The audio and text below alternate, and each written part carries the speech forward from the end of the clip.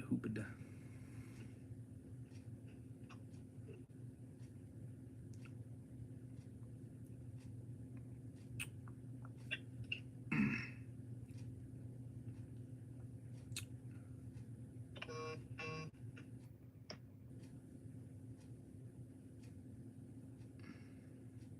Ha! It's not. It shows the X for the notification. I find that funny. It still says Twitter on everything else, though. That's funny.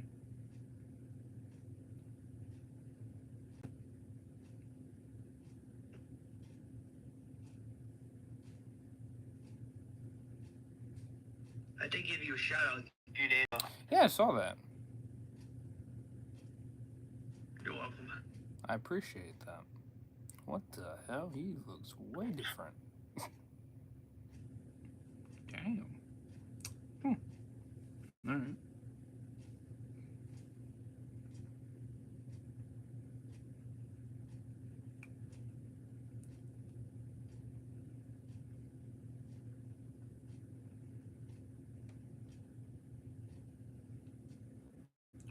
All right, how are we all doing, boys?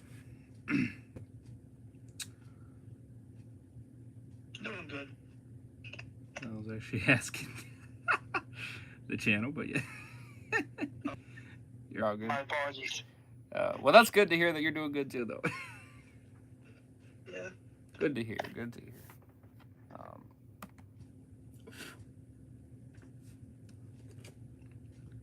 Wait a minute. What's up, Drew? Welcome to the stream. What's up, Design Sun One? I'm good. How are you? Not too shabby. I think you are new. Welcome. Much love. Much love.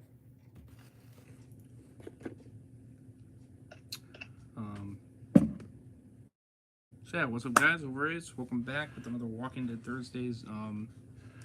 Obviously not on Thursday, but sometimes that does happen, and is what it is. We go with it. What's up, Mr. Blob? Welcome to the stream. So yeah, we kind of waited for a bit here because things got a little bit crazy and chaotic. But we're here nonetheless. We got your boy Deadwalker back with us.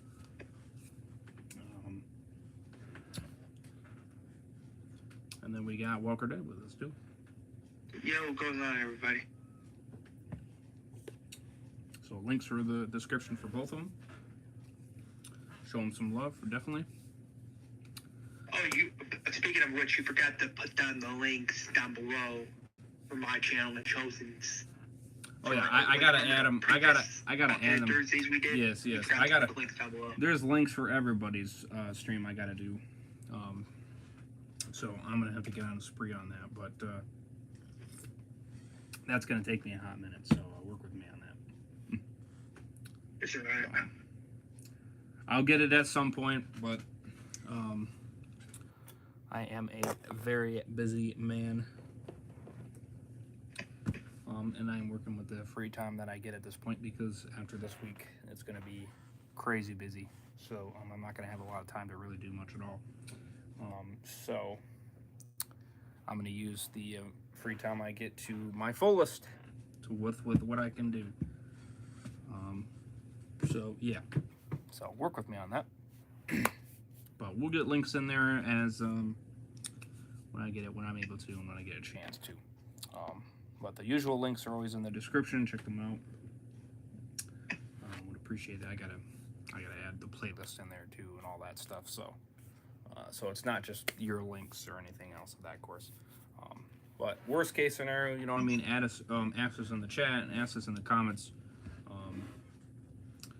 or just search up Walker Dead Phoenix, and you'll be able to find them 100%. With Walker Dead, just type in Walker Dead with a capital W. And you'll be able to find them as well. Yeah. That's worst case scenario, obviously.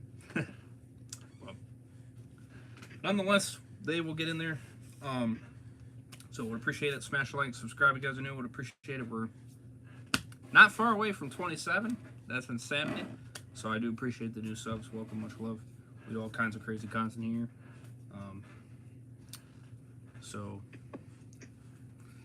be on the road, boys, to 4K. We got some big, crazy giveaways to come in the future.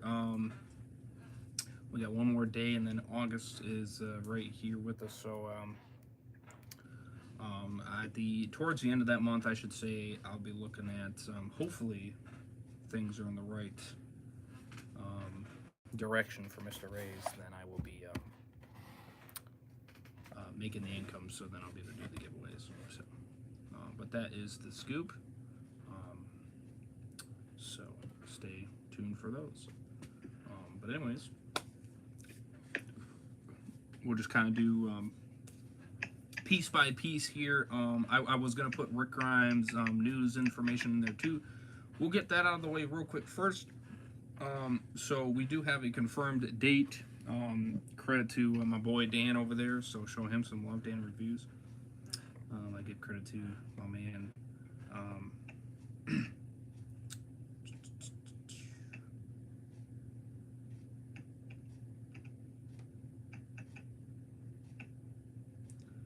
So, give me a second. So the which obviously we already know, the Rick in Michonne's miniseries here is going to be releasing on February the 24th. So that's what we are looking at. Don't know the exact day on February. My guess is probably like the second weekend, third weekend. Is my guess. That's what I'm kind of looking at. So that is the scoop for that. So very exciting. I'm happy that will be the case. I was hoping that it was going to release in that month, because before they didn't really say that. They just kind of just said 2024. So, you know, I was like, well, that could be me. That could mean any time in 2024. You know, but if you're meaning early, I think that would have been better if you would have just said early 2024. But it is what it is.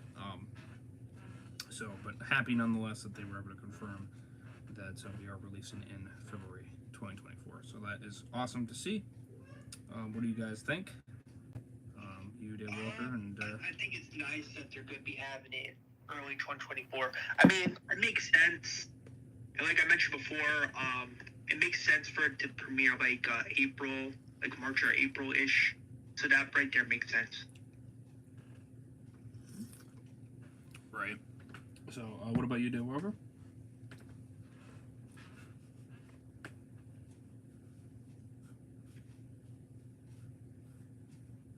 Deadwalker? Yeah, what's up? Sorry.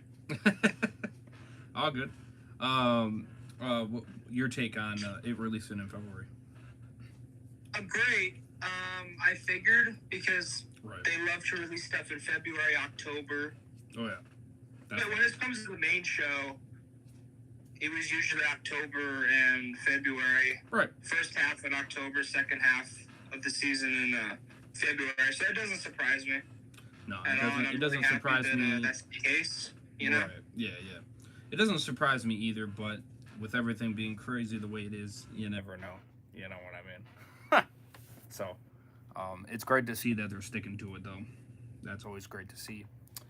Because with these new spin-offs, it's going to get a little bit interesting with the dates, you know what I mean, in terms of when things release and such like that.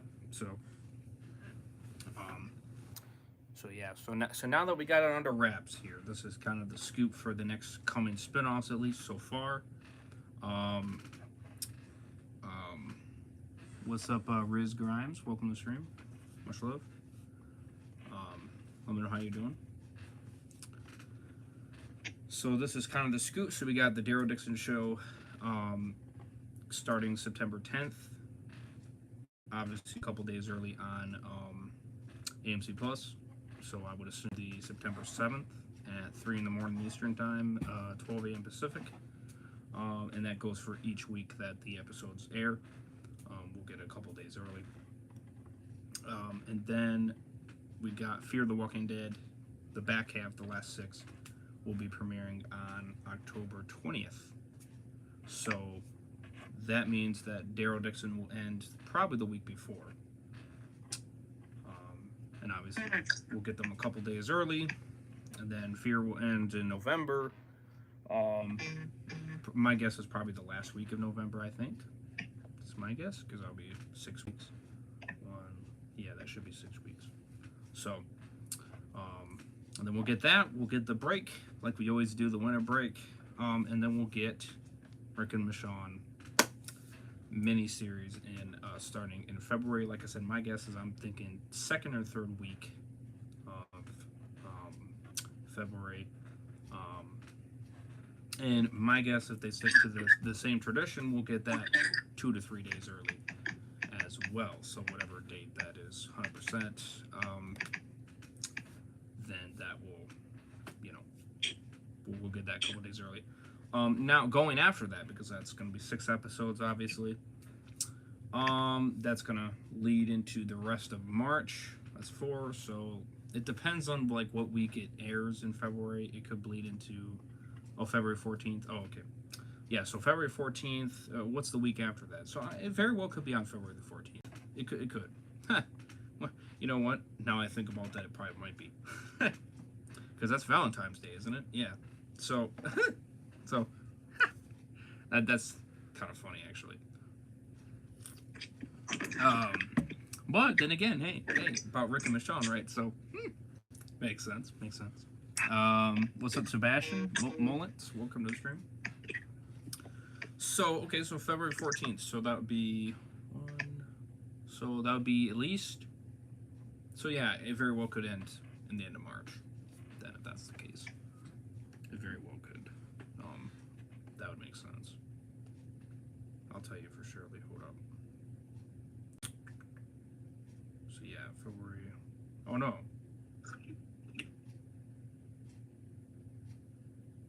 Oh yeah. Well, on AMC. Oh no, that would be actually the 15th, not the 14th.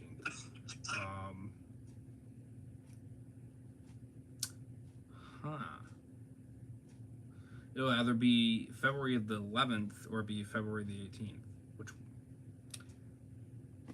What are you guys thinking? Maybe February. 11th or the 18th? The 11th. If I was to take a guess. 11th? Okay. Why do these people get my number? Piss off. Jeez Pete's, bro. People, man. Alright,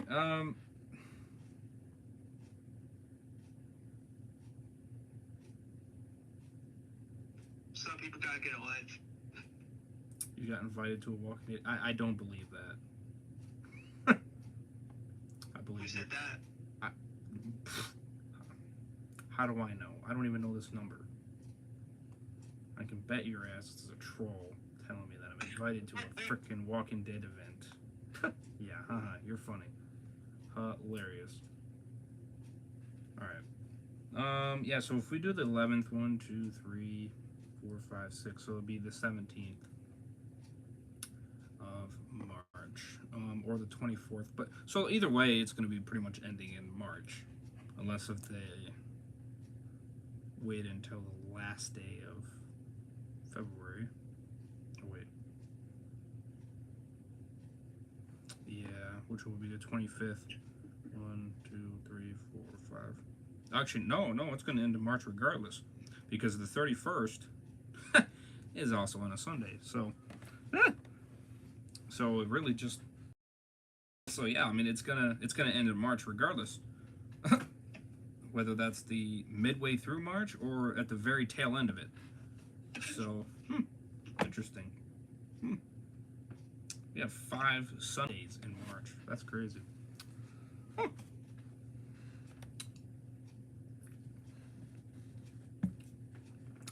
Now after that, not really sure. My guess is Daryl Dixon season 2.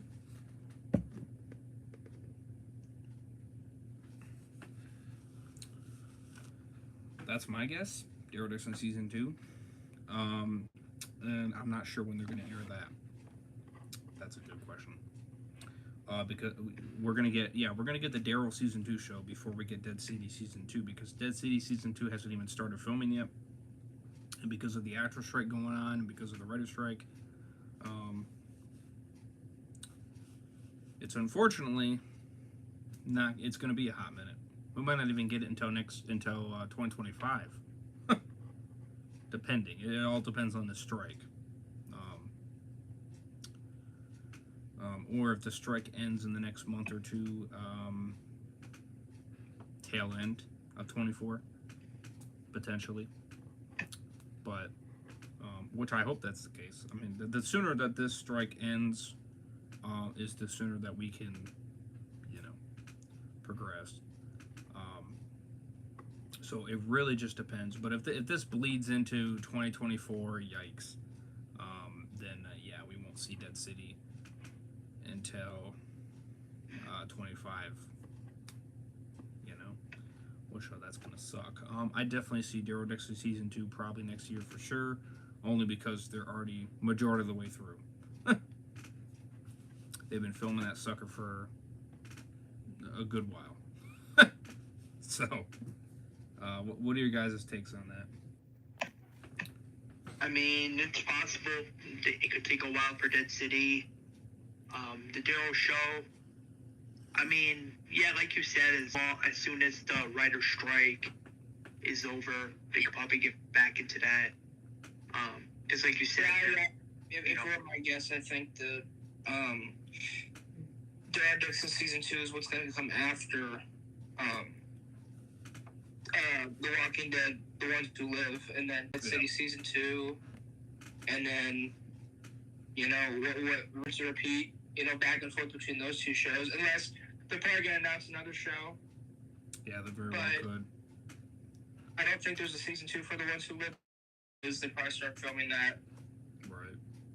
Yeah. I highly doubt it. But. Yeah, it's really hard to say on that, on the Rick and Michonne one. It's really hard to say. I think that one, as its own, might stay as that miniseries, but maybe as another spinoff, potentially, or something, or maybe he goes to a different show or something like that. Like I said, that Morgan reunion, it needs to happen. That would be that'd be the biggest dick move if you do not do that. I'm being serious, and I can tell you this for a fact. I can bet your ass Morgan is not in The Ones Who Live. I can bet your ass he ain't.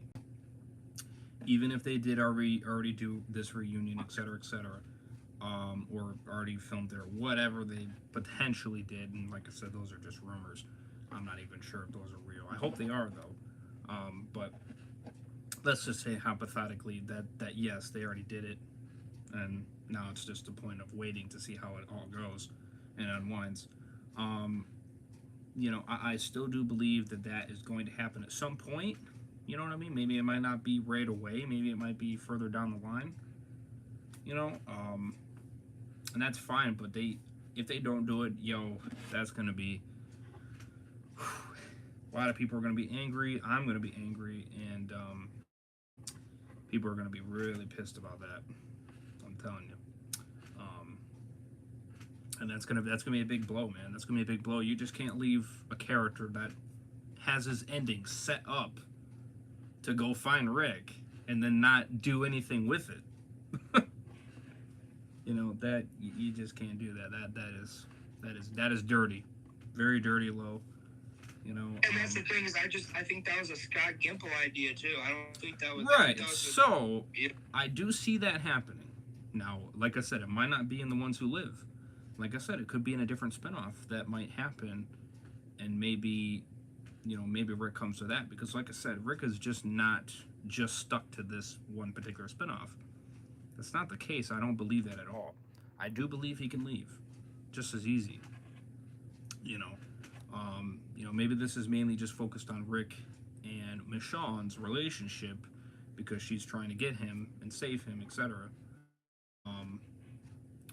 And so, so I could for surely see that being the case. He said, Telegram. You mean Instagram, or do you mean Telegram? Oh yeah, Instagram. Yes, link is in the description for my Instagram. Yes.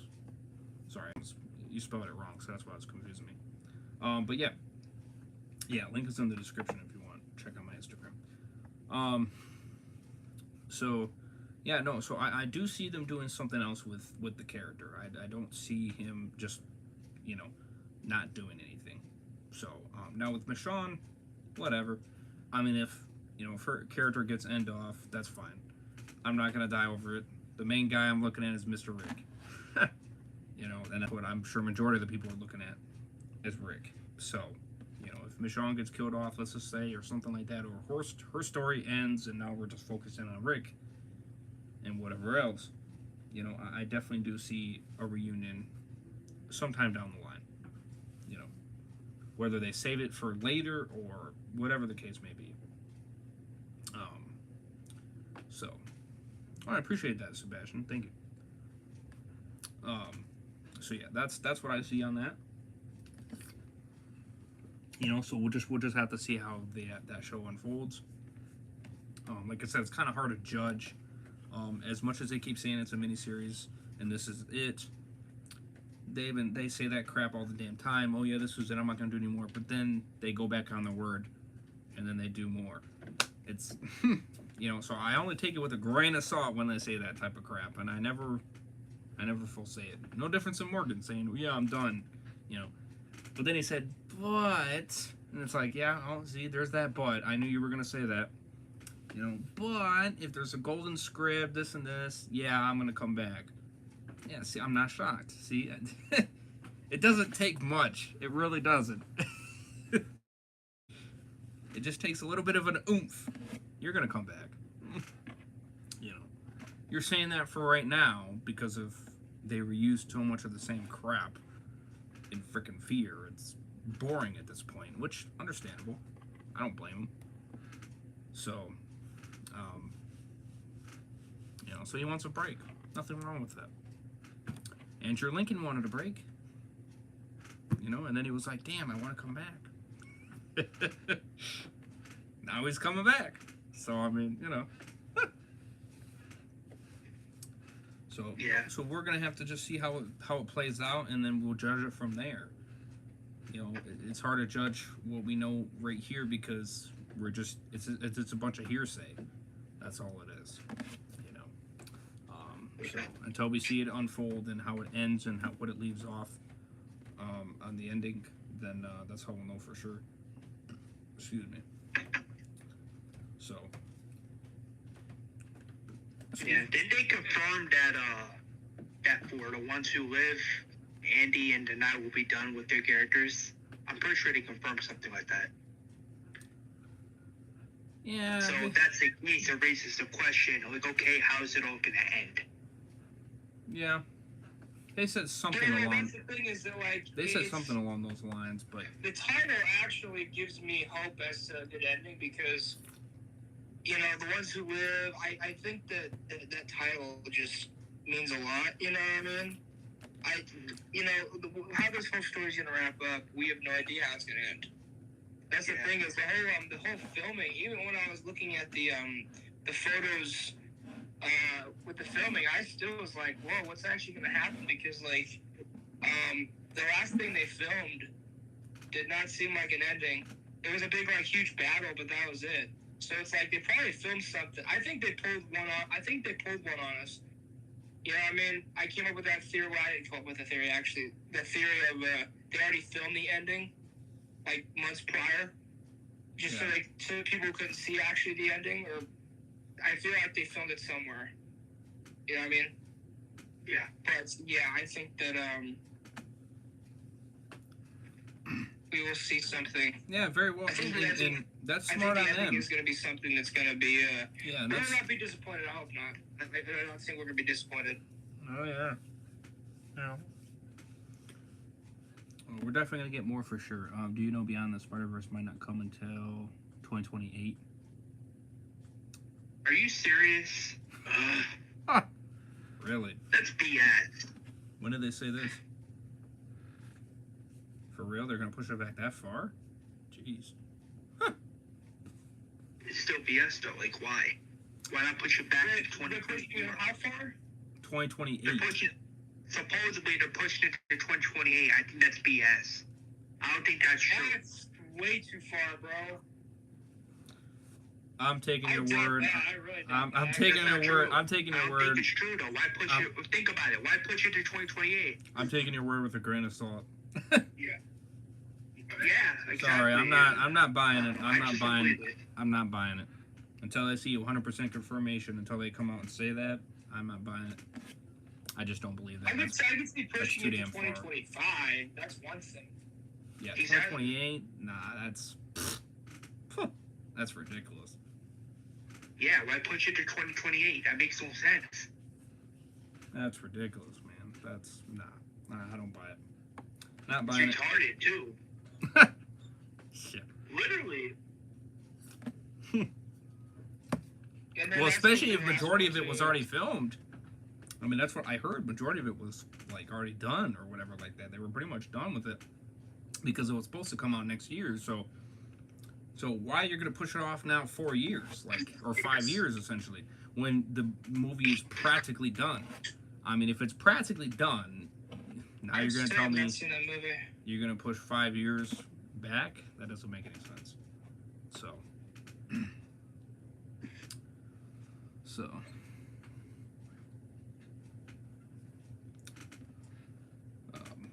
So yeah, I'm not fully buying that one.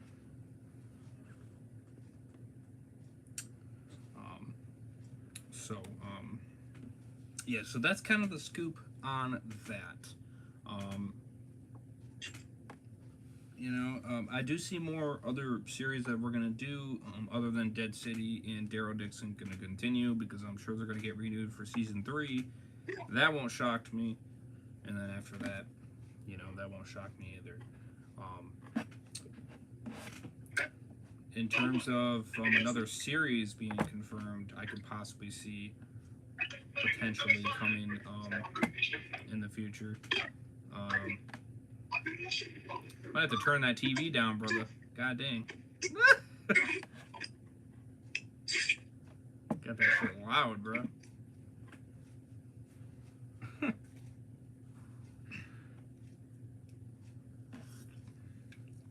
No, so in terms of another series, they probably might announce another spinoff. Maybe it could be something with Fear or something. I don't know. Hard to say. I mean, if they are going to announce another spinoff, maybe it could be that Other Tales show some people were talking about. Yeah, it could be that one. I could very well likely. Which I'm okay with that. I'm fine with that. I think the name could be better. And maybe that could just be a placeholder name too, and that very well could be likely. But come up with a better name. More Tales of the Walking Dead. That's just kind of what the heck. That's kind of lame. Yeah, I still think it should be titled Origins: The Walking Dead. Yeah, that's not bad.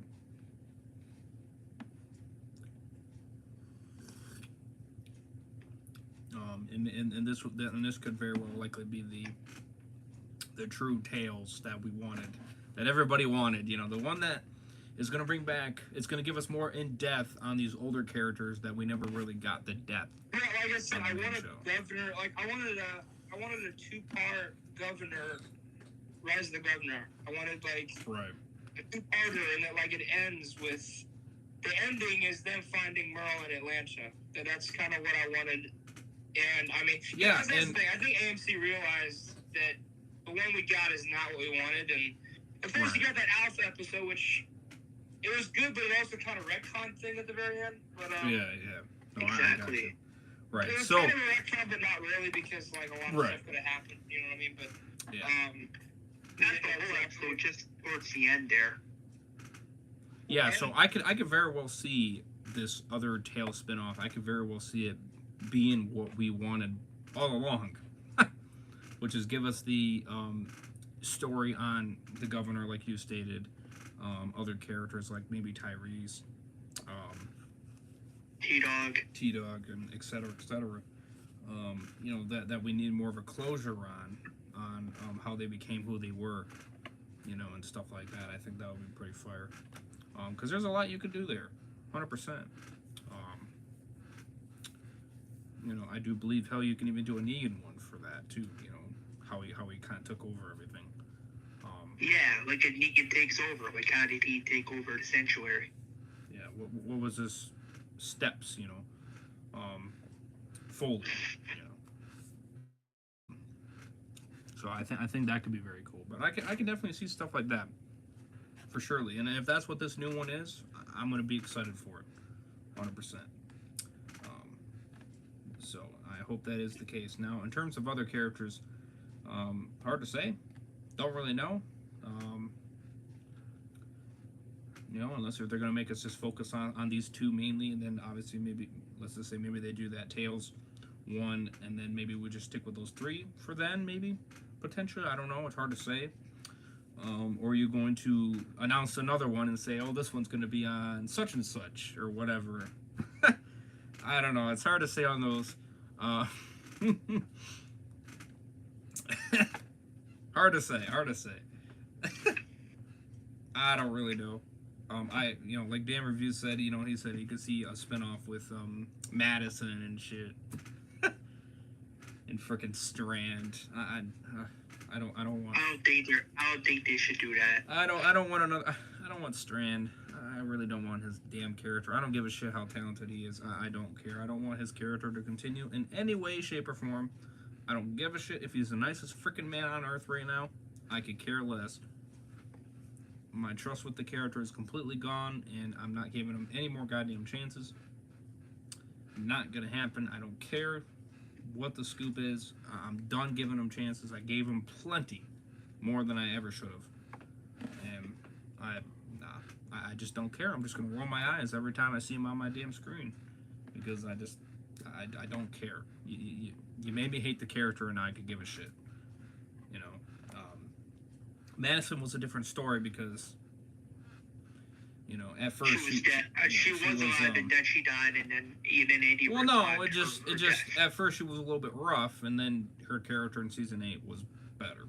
I will say, she was better, even though there were some lacking parts here and there, which I thought was a little bit over dramatic, but. Other than that, Madison did die, but she. Well, that one's, That one we're gonna see. That one I can move past. I can move. Hold on. That one I can. Pointed this out that I want to see in the trailer. You see her with that jacket on, and she doesn't have the breathing apparatus. So chances are, and it's probably 100%.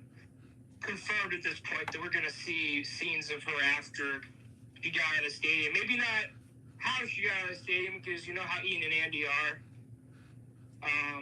And just how The Walking Dead is in general. They don't like to show sometimes, but... What's up, Storm? Welcome to the show. I don't doubt if we don't see a single thing, or we don't even know how the fuck he got out of it. Well, yeah, we might not. We might not get a scene at all. If they showed how Daniel got out of that burning house back during season 2, then why wouldn't they show how Madison got out of the stadium? That's what I don't understand. They never even showed how Daniel. They never showed how Daniel got out of the stadium. No, they didn't. Oh no, they showed. I'm sorry. He was never at the stadium though. No, sorry. But Madison was. Excuse me. They never showed how Daniel got out of the dam. He was underneath the dam. He wasn't in the. When it exploded, he fell in the water. So they never explained how he got out of there. Yeah, Ian and Andy. Yeah, remember how Ian and Andy promised they were going to show flashbacks to the dam? Yeah, that was a lie. They showed one. Huh. Yeah. Which wasn't even a flashback. It was just a previous scene from season 3. So that doesn't count. Yeah, Troy's apparently supposed to... So the guy one of the people that watched it said Troy is blind in one eye, and it's the same size that he got hit with, which makes sense, because if you get hit so hard in a certain part of your brain, you could blind yourself, because my cousin was blinded. My cousin was 1.5 blind because of a brain tumor, so... I still don't buy it. That makes sense. But I guarantee he's not even going to have a scar on the side of his head. He's just going to be blind. It's come on, bro. No, that makes no sense. It's going to be lame. Listen, blind, no matter how you go around it, even if he has a scar, blind on one eye, it doesn't matter, because he would have died regardless. If it wasn't because of his eye, it was because he got drowned by the water. Yeah. You know, Yeah, so there's their no way fantasy he could survive bullshit. either way, so, Their fantasy, you know what I mean? Because I can bet you, because when the water just poured in there, his body didn't even move. His body just stood right there, and the water just filled it up and just kept on going. You know what I mean? So, Well, you know what's funny is that they You know. didn't show what happened because right after the water hit him, right after the water filled Well, him it up, just they kept said, oh, going, he so- he could have woken up right after that. The water hitting him. it was sitting there long enough. I saw the freaking scene. I went to the episode and watched because I was curious, and they were sitting on his character for a good 5 seconds, and the water poured in there, and he didn't move a single inch. Like I stated before, it confirmed that his character was dead, 100%. That's why they showed his goddamn character still there. Yeah, if you go back and if you ask Dave Erickson, is Troy dead? He'd be like, yeah. Yeah, he's 100% dead. That's why they showed his body twice. They showed him get hit, and then they showed him laying there, not even moving, not waking up, nothing. And then they, showed the explosion, all that. And then they said, well, people might not think he's dead. Oh, well, here, we'll do this. We'll go back to his character as the dam is blowing up and as the water's rushing in to really show that his character's dead. Yeah, there's no way you could have made it now because his character's still there and the water's pushing in. Yeah, no, there's no way. You showed me. You showed me enough. You know what Ian and Andy are taking advantage of? They're taking advantage of the fact that his eyes were closed. Oh, his eyes were closed. Yeah, right. He was just knocked out. Not dead. He was just knocked out. Right. That's what they're doing. But I can bet your ass 110% that his character is dead. 100%. You know? Man, I love this character. I did. I like The only way he could have potentially even made it out, let's just say maybe the hit didn't hit him, is if somebody went in there and fucking pulled his ass out. Then maybe. But but you can't even say you can even do that because the water was rushing in at such a fast pace that nobody could have fucking went in there and do that. And that's the theory that people are saying. That's the theory that I was kind of thinking about. Maybe Proctor John and the Proctor saved him or something like that. But then again, they were running away, so I don't know about that. No, they went the exact opposite direction. Come back because I always wanted them to. They didn't even run away. They didn't even they didn't even run away. Yeah, They didn't even run away. They picked up their shit and they said, "Okay, we did what we did here. We're out of here." Yeah. I mean, that's literally what they did. Yeah, they're not even probably never going to come back, though, which is BS in my opinion. Which I thought they actually were good. And they were setting them up to be the villains for season 4. They were setting them up because we only saw Proctor John in 2 episodes. And that was intentional because he was going to be set up to be the main villain for the season 4. But no. You know? Like, they were like this big biker gang that controlled like a lot of like states around, you know. They already hinted they were going to Texas. That was already a given. Right. And then, yeah, they just pulled the plug on that, you know. So it's just, I don't like how they did that. You know, I wanted to see Proctor John again. Oh, yeah. But I was never expecting it under them. I never was. And if anybody ever was, they're idiots. Sorry to tell you, but you're idiots. These producers do not care about the first 3 seasons of this show. They do not care. If anything, they want to pretend that they never existed as best as they potentially can, and that is where it's at, man. And they just don't care, you know. And I could bet you can. I could bet you too. I mean, if you would have asked those directors before, let's just say before season 8 was even here, you know what I mean? You know, like season 6, 5, and 4, and you asked them, "Hey, is Troy alive?" I would have bet you they would have probably said, "Yeah, no, his character's dead." You saw it at the end of the episode, right? We all saw it. He died. He's dead. They probably would have said the same thing. Now, of course, if you ask them, well, obviously they're going to say, "Well, no, he got out." Well, no shit, because you want to use him to get more views. That's the only reason. You know, he is 100%. He is 100% dead. I mean, I don't know if it was.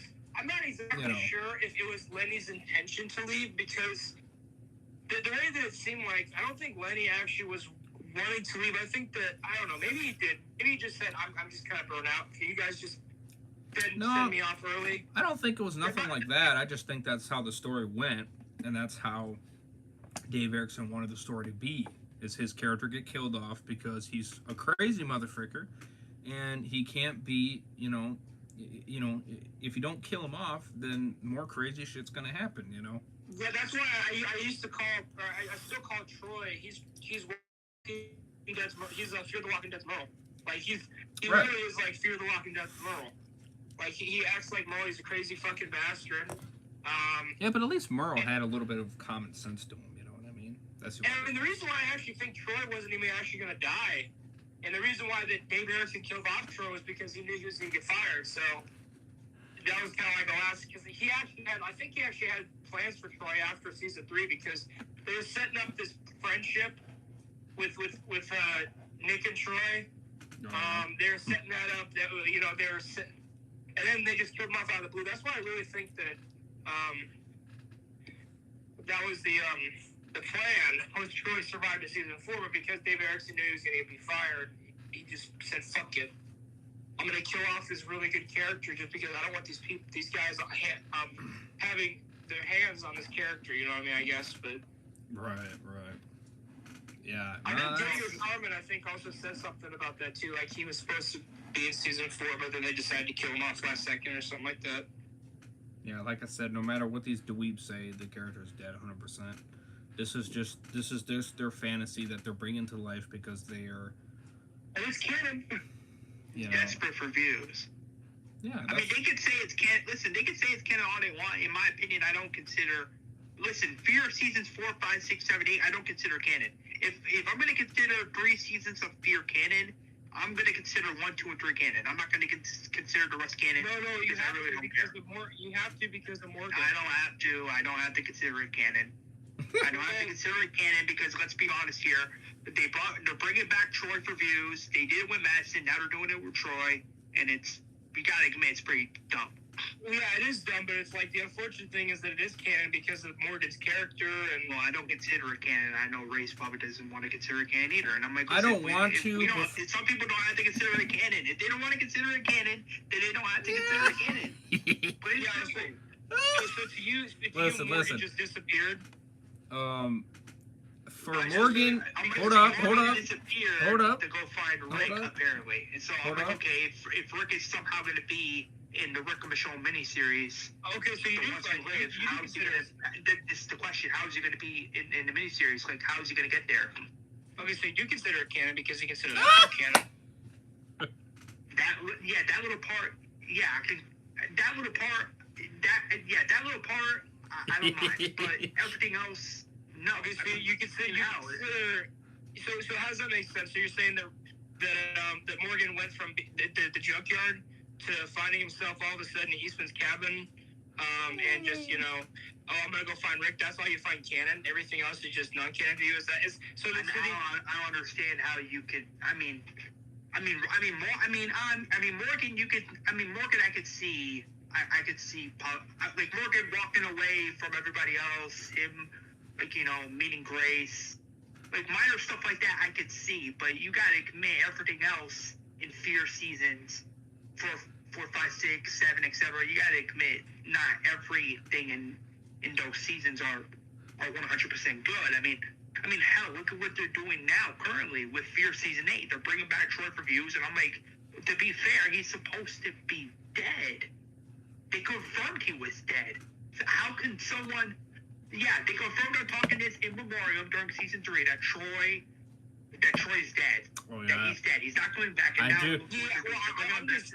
do remember that. The reason why you really should consider it canon, and this is coming from a person that doesn't like it any more than you do, is that the reason why you gotta consider it canon is because Morgan is not in season 9 and he never returned to The Walking Dead. So it's like, well, why? And it's because he left. For the Morgan parts, stuff like that. So listen. For the Morgan parts, you gotta consider it canon. Really, at that point, it would be different if it's like something completely different. Hold up. For the Morgan parts, yes, I consider it canon. For the characters that are brought back after confirmed dead previously, I don't. I don't. My question is how though, because it happens in the story, so you just. In your mind, it just doesn't exist, or it just doesn't happen. I watch it to see what happens, But do I consider that as, I mean...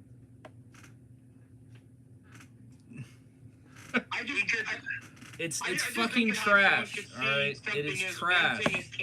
That is trash. I don't give a shit if it's the same thing with the comic book. The Walking Dead comic book. I don't give a shit. Listen. I don't give a shit about all that bullshit. I don't care about all that. That can shove it up its ass. I don't give a damn. I really don't give a damn. They don't make any goddamn sense. They keep changing shit constantly to fucking fit their BS story. And it's fucking stupid. Just pick a side and go with it, damn it. The fact that you keep going back and forth, oh yeah, she's dead. Maybe not. No, she's not. It's like, that's what makes me not want to believe any of it's fucking canon, because they can't make up their goddamn mind. They change their mind every 10 fucking seconds. So at that point, I don't want to make any of it canon. Because you don't pick a continuous side. You do it based on the goddamn ratings. Bullshit. You should not be focused on that. Your care about the ratings should not be anything. You should be focused on the damn story, and that's what you should be focused on. And piss on the ratings. Okay, that's why I think their story, they can shove it up their ass, because that's what they base it on. They base it on the ratings. They could give a shit about the story. If Madison didn't bring more views, I'm gonna bet your ass right here they wouldn't have brought her ass back. I can bet your ass 100%.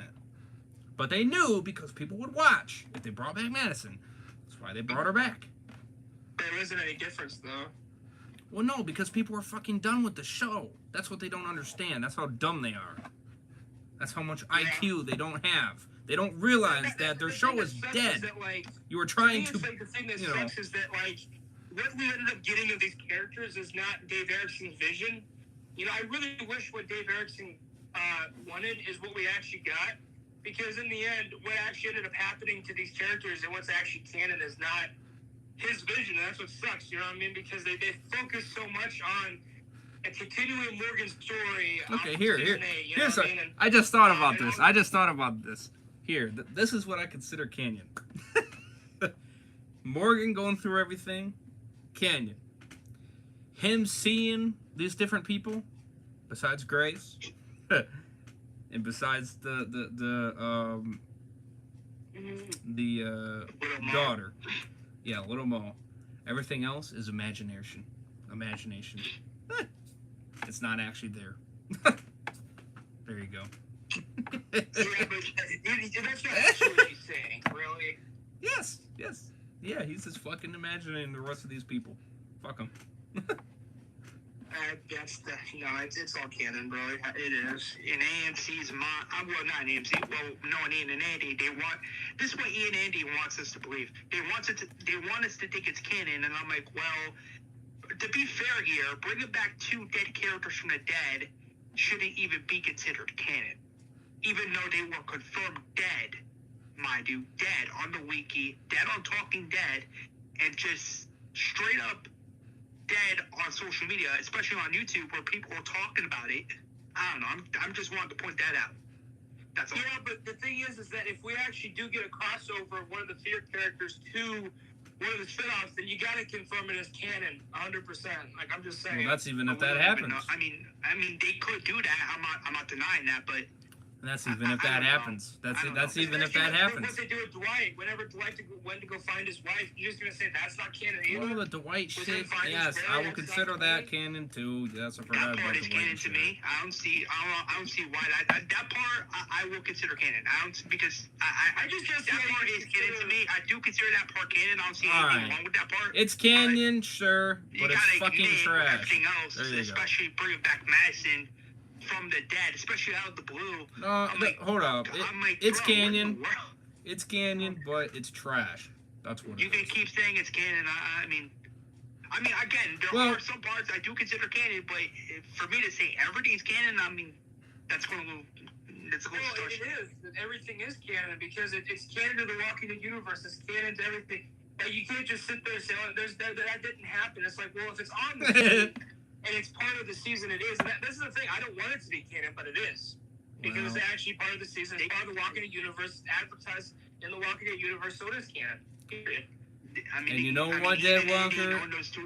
You know what, Deadwalker? AMC. To those that want to consider it canon, all power to you. But with no anonymity, they just they want to do the same thing over and over again, which is telling people that, hey, this is canon to AMC's Walking the Universe. I'm like, listen. Walker, you think your own reboot series is canon, okay? Like, it's canon in its own Walking Dead universe, but it's not canon to AMC's Walking Dead universe. And yes, there is a difference, but okay, but that doesn't. But again, my universe has nothing to do with AMC's. I just wanted to put that out. I mean, again, if you think it's canon, all power to you. I'm not. I just don't see how you can consider certain parts canon, but other parts not, because it's like, I get it, it's like, oh yeah, I don't consider any of this canon after, because that's kind of how Chosen does it. I don't consider any of this canon after season 3. Yeah, okay, that makes sense. But you want to say, oh yeah, that part's canon because I like it, but that part's not canon because that just doesn't make sense to me, because it's like, well, you can't, that doesn't make sense. So what's actually going on in your world then? Like, these certain, like, I don't. No, listen. Season 4A of AMC Sphere, there are some good parts in there. I'm not gonna lie. I mean, I do consider. I will say this. I do consider Fear season 8 canon because they literally show like some points. Like, for example, you have Morgan running away from everybody. The whole minor story with the vultures, like you know what I mean, like stuff like that. All I'm saying is that if it's part of the show and it's released and AMC is advertising it, it's canon to the universe, and that's the unfortunate thing. You know what I mean? Especially with, I mean, that's the thing. I've heard that. I mean, this is why we gotta consider it all canon here in the future, because they literally said that the ending of Fear connects to one of the spinoffs. So in that case, if it connects to the Darrow show, or it connects to, I think it actually connects to the Darrow show. If it connects to that one of these spinoffs, then it is officially 100% canon, because it depends on how it's connected. Take anything away from that, because if it literally leads into a specific spinoff, then it's pretty much 100% canon anyways, and that's the unfortunate thing. Well, it doesn't listen. Shush and listen. It doesn't mean. This is actually the events that ended up transpiring, unfortunately. It doesn't mean that we're going to get more Fear characters in these spinoffs. It doesn't mean that at all. I'm just saying, I heard that the ending. Just because it's fucking tied doesn't mean fucking anything. If I don't see any Fear characters on any of the spinoffs, then that tells you how much they don't give a flying frick about Fear any more than what has happened with the show. And I'm going to tell you that right now. They don't give a shit. The only reason why they tied it is because, yes, it is in the universe, sure, and that is why they did it that way. But if no characters of the Fear characters, like Madison or Strand or anybody else for that matter, besides Morgan, is not there, or it doesn't show up in anything else, then that just shows how much they don't care. Well, Al's with, like, with the CRM now. We could see Al and the ones who live for all we know. Maggie Grace could have filmed the scene, and you know how much of that, you know how much of a big maybe that is? You know how much of a what if that is? That's like a 1% chance. That's not even 100% confirmed yet. Oh, I never said that. I just said that, you know, who knows? I know you never said that. It's possible, yes. But do I see it likely? No. I don't. I don't see it likely, and here's the reason why. Because she and then the elf went to this freaking weird-ass cabin place to hide. And when you're going to do that shit, the chances of us seeing them again is very unlikely. Because that means they don't want to be found. Which means we might not see them at all anymore. That might just be it. You know? Or to shut other people up. Or to shut other people up. You know, seasons down with these spinoffs, they'll later say, oh, she got killed. Just to shut people up. Say, well, yeah, she got... Which is why this is... Which is you what know, they're about to do. which it won't matter. Then, at that point, who gives a fuck? I mean, if she gets killed, who cares? I mean, piss on it. I don't even care about the character, to be honest with you. I don't. I stopped caring about it because all she wanted to do was fucking record everything. And that just got annoying. I got annoyed of that real fast. I don't care. You know, and the other character was kind of, You know, she didn't really do much to really make me care either. So I mean, I was kind of like, whatever. The fact that she left the show made me happy, and I just was like, good, we're done with that. I could care less if I see that ever again, and I won't be surprised if we don't. It'll be like the freaking what's his name that left the main show. I'm forgetting his name too because that just you know what character I'm talking about, the one that potentially got taken by CRM supposedly. Heath, yeah. You know, I don't even think we're gonna see his ass again. You know. Well, actually, I think they're gonna confirm is that he just became another test subject for them. Well, that's what I'm saying, and that's lame. I mean, you might as well just not even say anything at all. You know. Yeah. I mean, really. Yeah. I mean, you know, these type of things, I just don't care. You know, it doesn't matter. You know, so even if it is a slight tie-in to the Daryl show, whatever. I mean, I'm gonna be like, all right, cool, but I mean, if you're not gonna show these fear characters, what do I care? I mean, you know, it don't matter. You know what I mean? So it just does not matter. But sure, it is canon. Yes, them bringing them back in their world, I'm gonna believe it's canon. But in reality, no, I don't think they would have done that. Well, yeah, that makes sense. Yeah, in the Walking Dead universe, it's canon, but in our world, realistically, no, it's not canon to how it. But I'm gonna tell you this anyway: the son of a bitch is gonna get killed. Do you really think he's gonna get past this season? No, he's not. He's gonna get shot anyway. So you might as well just say he's dead. Okay.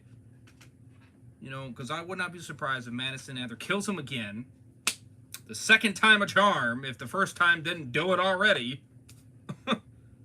You know, and this time, I don't think she's going to use a weapon. I think she's going to use something that makes sure he can't come back. Even though here's another back. thing. It's like, what about that fucking Groundhog Day episode of Tales? Like, is that I'm honestly, that's the only episode of anything that I actually considered like not even almost canon. Well, actually, in my eyes, I actually think that they were just insane and they just imagined the whole fucking thing. Oh, that's what I think. That's what I really think. I think they're just. That's what I really think actually happened in that episode. That's how you make it canon.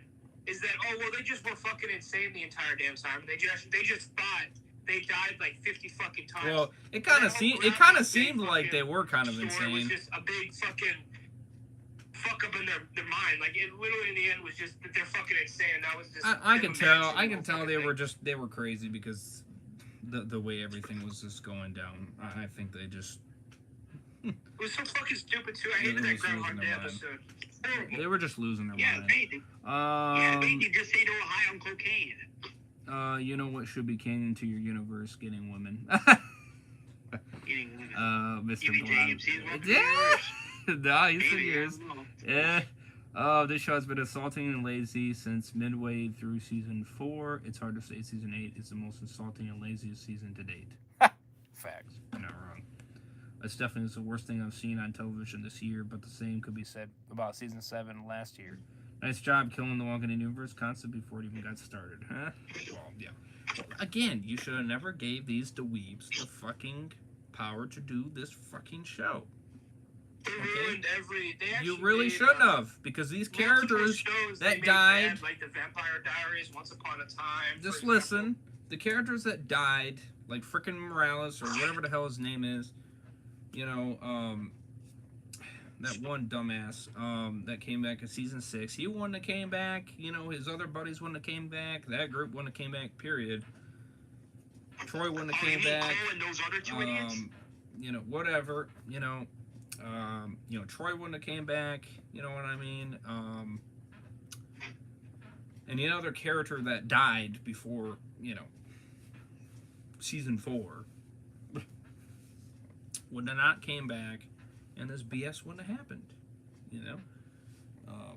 I mean, I totally agree. I just feel like they should never came back anyway. Like, for example, they brought back but it's all for the views. That's all it ever has been. What's the point of that? It's always for the views. That's all it's what it's for. That's all it's for, and that's all it's been for. You know, and it starts to make me just not believe that it is canon, only for that matter, because they keep doing so much weird shit that it just does not. I'm just like, okay, I don't even see how this could be canon, because it doesn't make any goddamn sense. Period. And when it does not make sense, I just start to just be like, all right, I don't give a shit how many times. I mean, it's the same thing with the Clem book. As much as they keep shoving it down their throats, it's canon, it's canon. Shove it up your fucking ass. It ain't canon. That's not the fucking character, you dumb fucks. You're not writing the same character. You totally took her character and you fucking changed her 100%. It ain't her. It's a different character. Okay, I'm sorry. Yeah, but the thing I say is that it's like, it's... You can believe them as much as you want. I don't care. The majority of the Walking Dead game fan base is going to tell you to shove it up your ass because it's bullshit. And it ain't canon. Because they know that it's trash. What season are you talking about? It's trash. The comic. The book. It ain't canon. Oh, yeah. And then they keep saying it is. And it ain't. And I don't care what anybody says. It's not. I don't care how many times they tell you. You know, you ain't gonna make me believe it is. I'm just gonna believe it's in a fantasy world. That's all I'm gonna believe. Fantasy world. It's not real. It's not happening. The ending of Clem's story was season 4, episode 4. At the second the camera turned dark. That's the end. Right there. Anything after that, comic books versus, made up. Made up. Comic books versus because in the end, the video game had multiple outcomes, multiple choices. So like, you know, when it comes to canon and what actually happened, that's not, you know, it's not really. Yeah, I think that. Well, no matter how you look at it, that's not even. Different. I don't even care about that particular determinate character part. I don't even care about that. I'm talking about the Clementine and AJ part.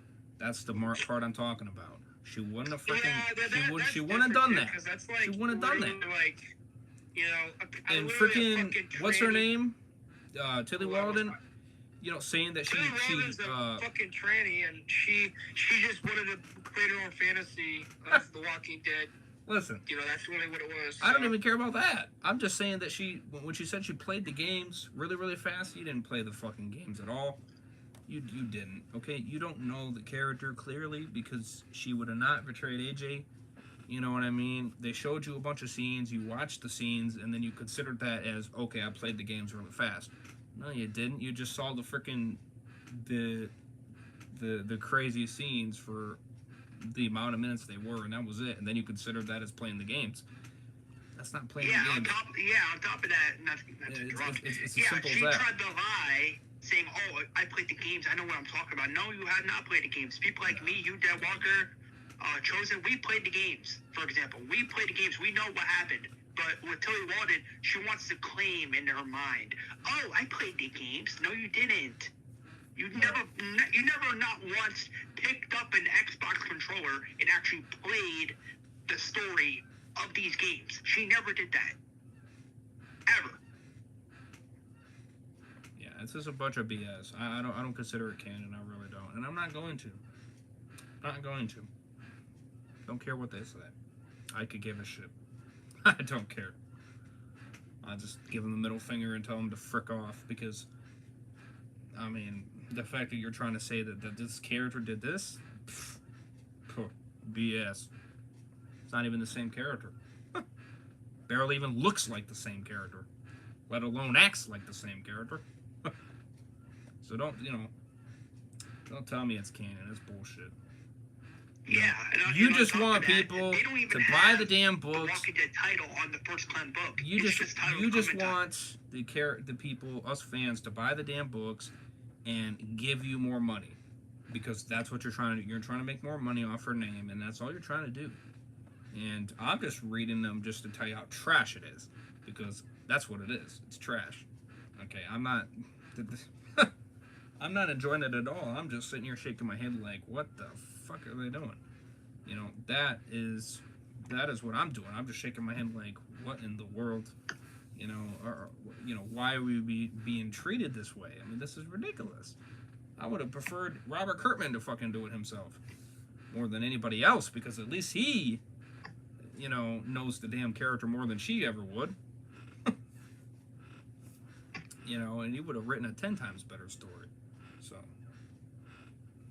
Especially when the character was. You need James Gunn's to write? Yeah, definitely. What, Games. Sebastian? This is a Thursday stream, nothing more.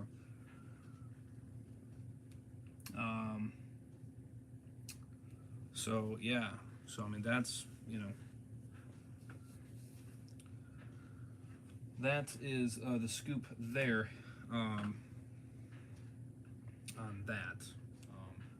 So yeah, whatever. I mean, fear, whatever. I don't give a frick. I don't care.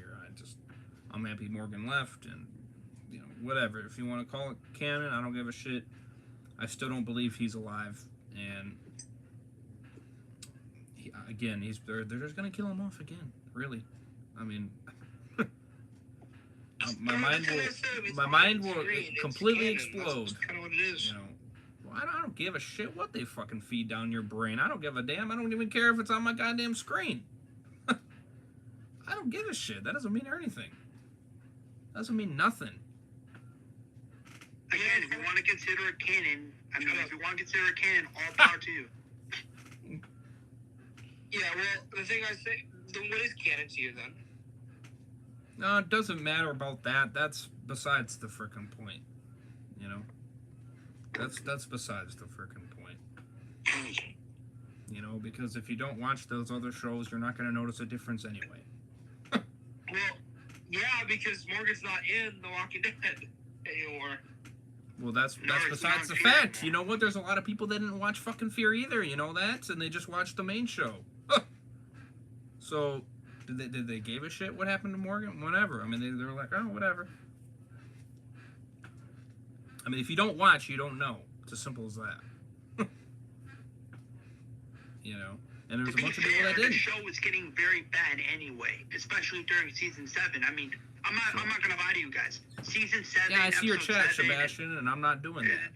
I said this before. I'm like, I don't even know why you're asking it in this stream. Back then, I'm like, what this is the a Thursday fuck am I stream, watching? bro. Excuse my language, but I'm like, dude, what is this? I'm like, can you increase the writing, please? No, you just need to get them out of there. That's there is no such thing as improve the writing. We True, but knowing we gave them enough chances. I do agree, but knowing AMC, they're not going to do that because they don't care anymore. We gave them enough chances. They should have been booted out from the very start. Yeah, but knowing AMC Hell, and if I would have saw their for history, example, they're probably like, yeah, we don't care about Fear no more, so why should we? If I would have saw their history and I would have looked back and I saw that, oh, they destroyed that show, oh, they canceled that show, oh, they canceled, oh, no, we're not going to hire them. They're trash. They're not good. Their history proves it. Let's get different showrunners, please. Sorry, but your guys' history looks very sketchy. And you don't look like you're going to be good writers. So we're not going to hire you. We're going to pick different ones. So it ain't going to happen. So I would have hired them to begin with. But somehow they got hired. Somebody didn't pay attention and didn't think. And they thought they would have been fine. They probably didn't think that they were going to get the backlash they got. And so now we're stuck with what we got. So, do I see the characters being used again? Maybe. We'll see. I don't know. I'm not betting my dime on it.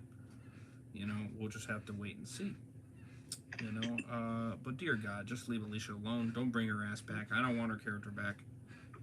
Leave her dead. Yeah, the actress is not coming back. We know she's not coming back. Just leave her dead, please.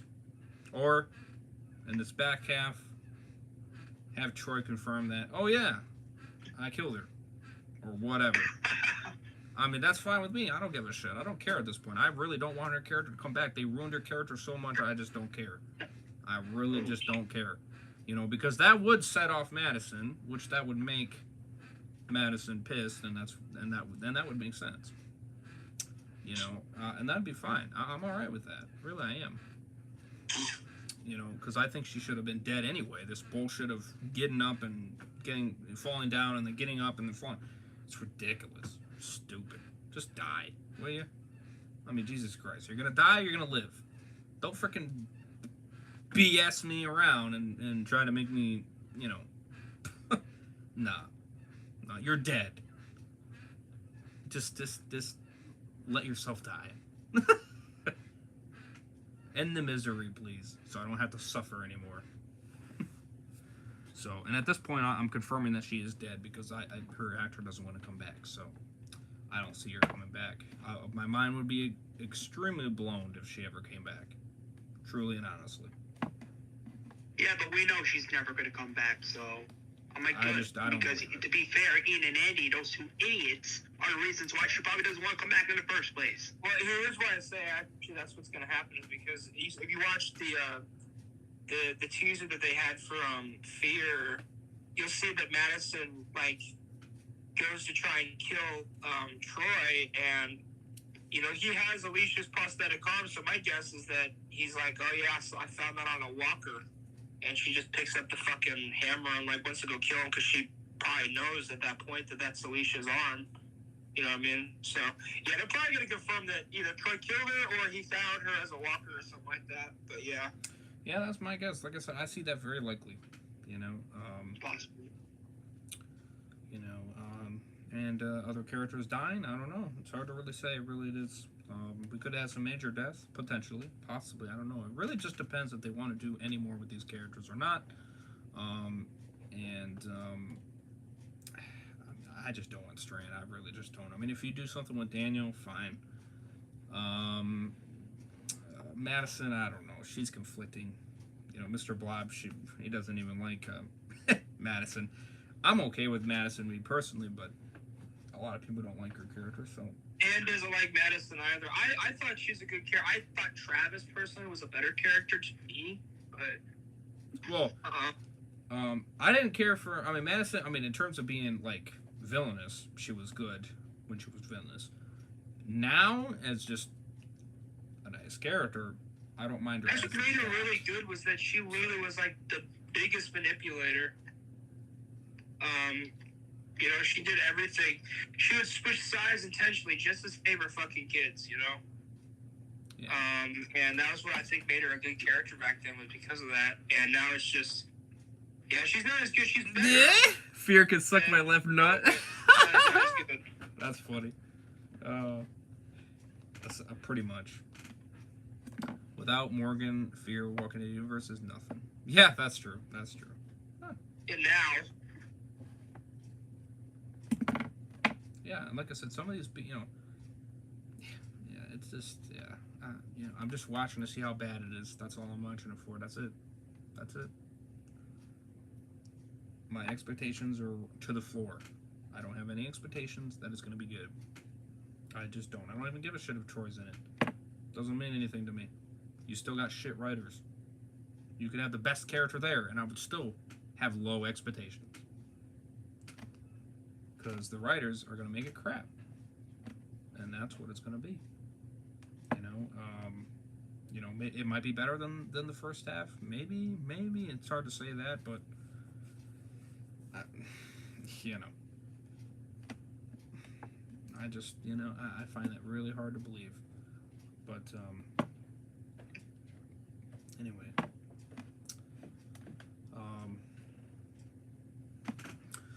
We're going to go on to Dead City here in a second. I had to take a restroom break real quick. But, so yeah, I'll be right back. 1 second.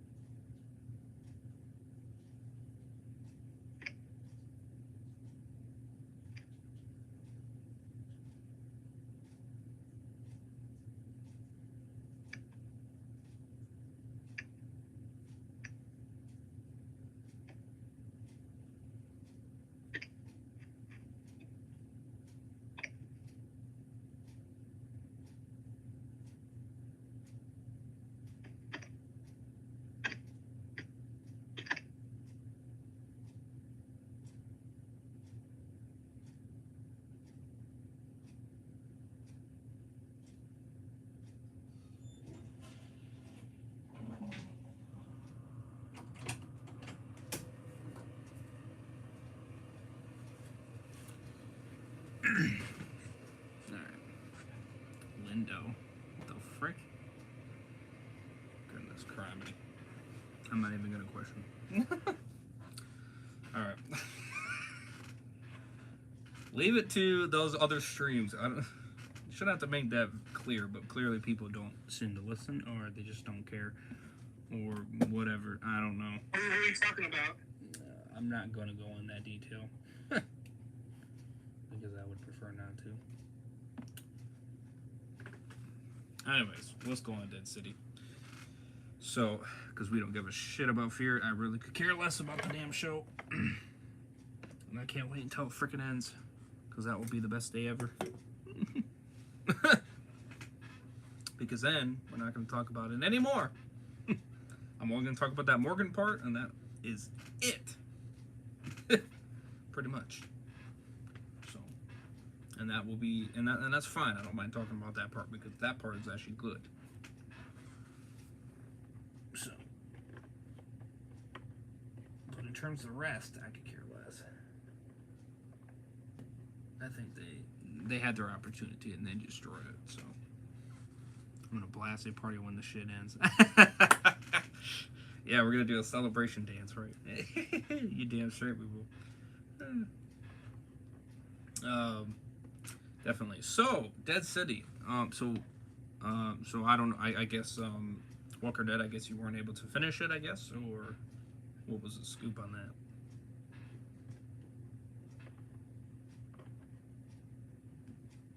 Walker Dead? My bad. I don't know what happened there, Super Discord. No, I was just saying I did see season 1, episode 1, and I did enjoy it. Okay, But but the just rest I didn't get a chance to see. you just okay. So we'll just stick to the rankings and such like that. Obviously we'll just go by your rankings so far. But Deadwalker's full season 1 rating, we'll do that, and we'll also do mine as well.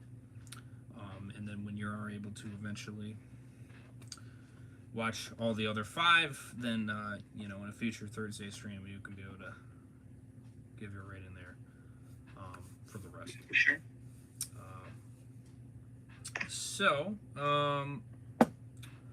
So I think as a season as a whole for Dead City, for me, the first season, I'll give it a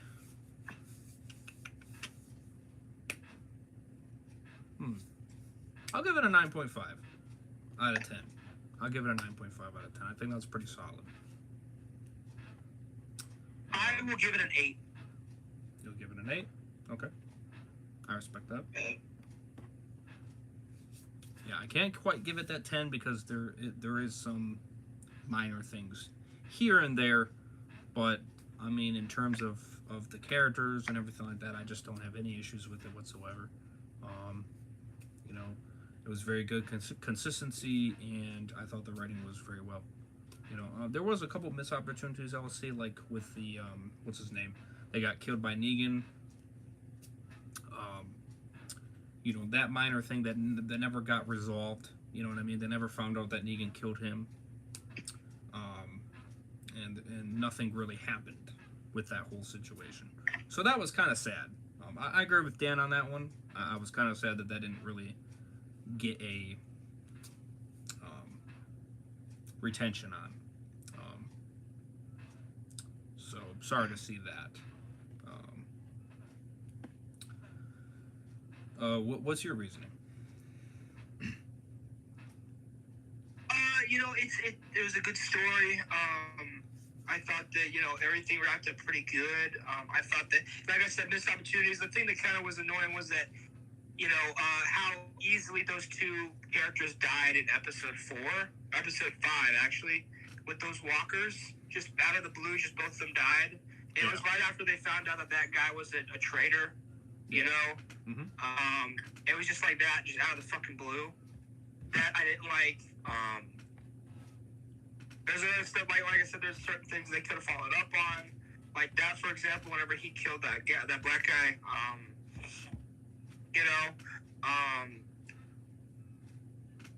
I wanted to see more of the, I wanted to actually see more of that flashback with Negan and Simon, but we didn't. But yeah, that's kind of my reasoning. Okay. Yeah, fair enough. I respect that. That's a good reason.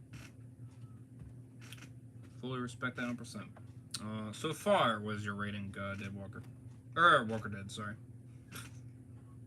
for season 1, episode 1. Yeah, so far. If I'm to rate the first episode, I'll probably give it like an 8 out of 10. Okay. All right. Yeah, that's respectable.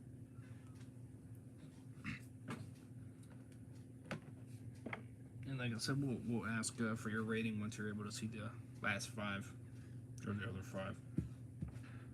Yeah, sure.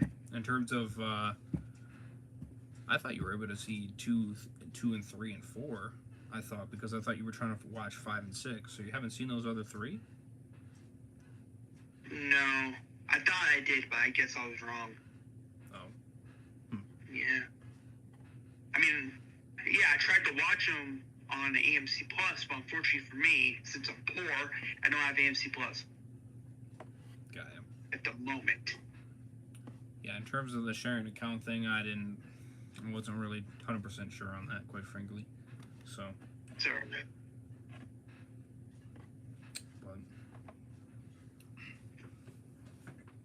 but yeah, so that is kind of the scoop there.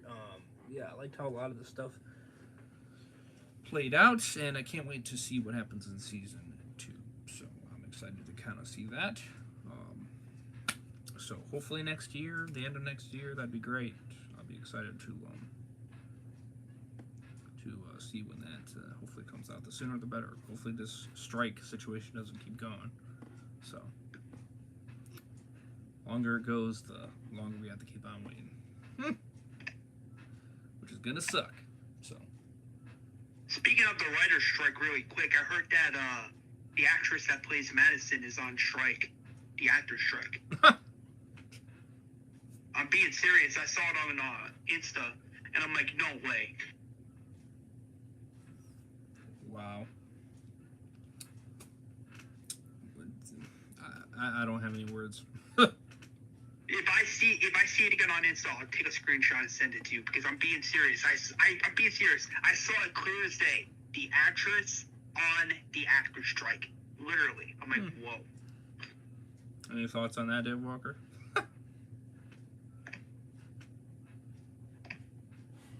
I mean, she's not really doing anything anymore. Like, she's done. I don't think she's one of those characters we're ever gonna see again.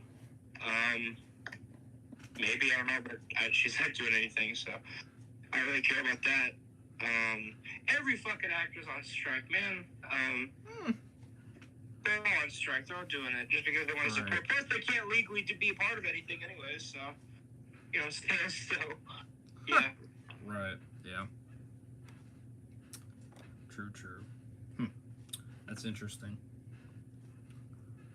Very interesting. Yeah, I don't have any words because I'm not really sure how to feel about that one. Excuse me. So, I don't know.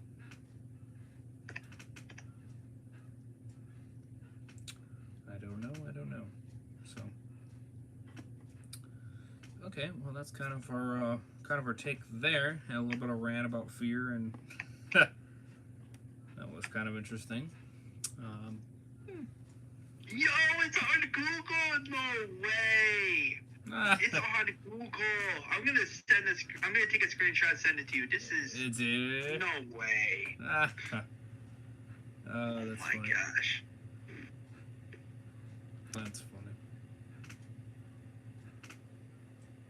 I didn't think they would have it on Google, but they do. That's crazy.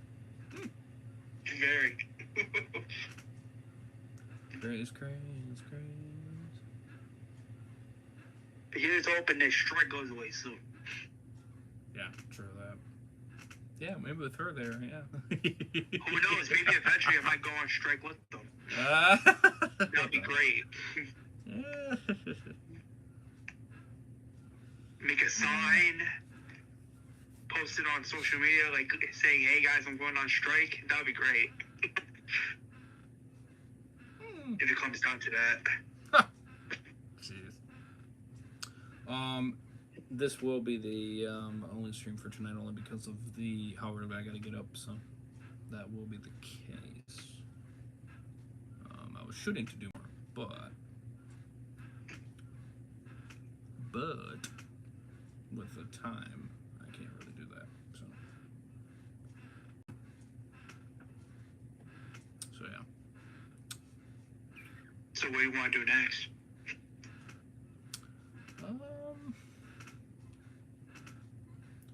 I'm actually gonna pull up Chosen's reboot or rewrites. Excuse me.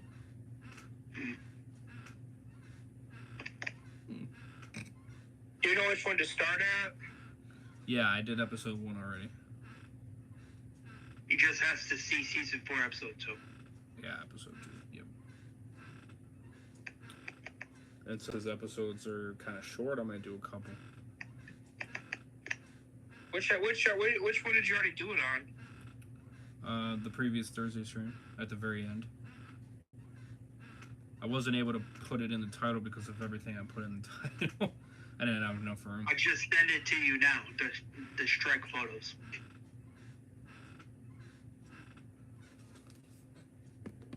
I can never find Chosen's channel. Wait, let me see.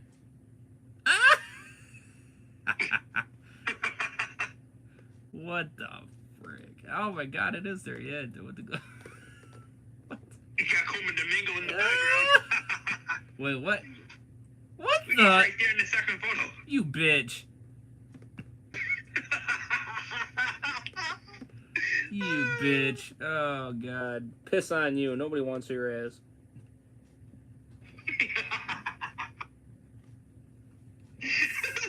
Mother fricker.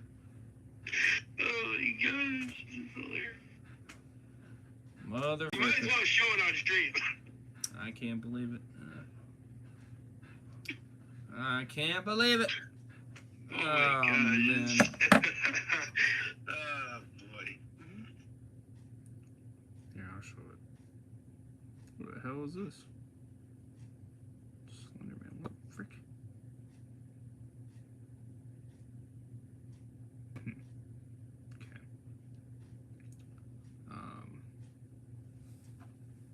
Okay. So this is.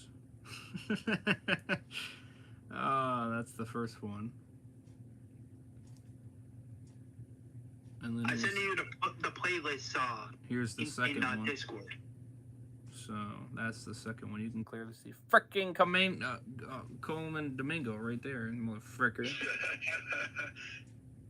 The motherfricker right there, yeah. What a motherfricker, bro. Who are these other actors? Let me see.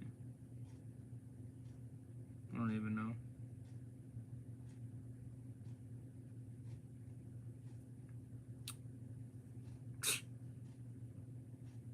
Bunch of nerds.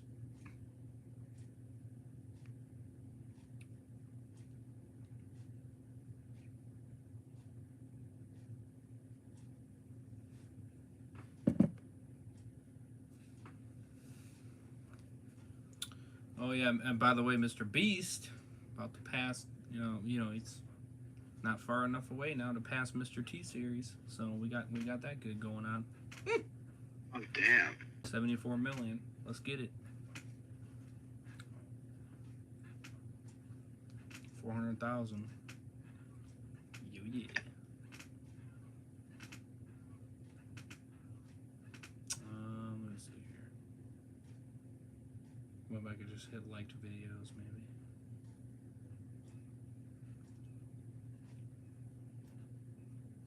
Maybe. We'll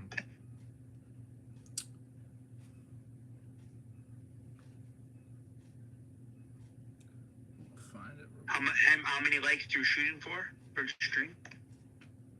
Well, I mean, I guess we can go for. I mean, I usually go for 5, but we're almost at 10. So. Oh my goodness, you're at 10 right now. No way. Oh, now it went up to 10. It just went up. So, appreciate the like, whoever liked.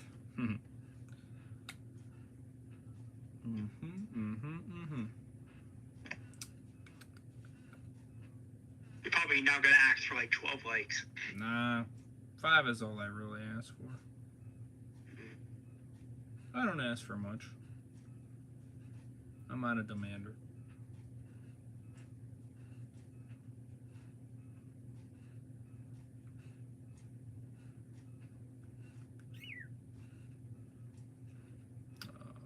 Yeah, very interesting. Interesting to see that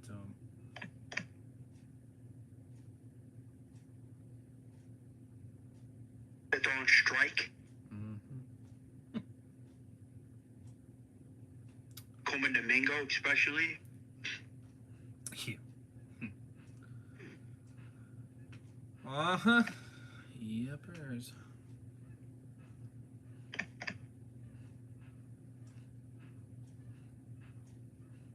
Aha, here it was. Found it.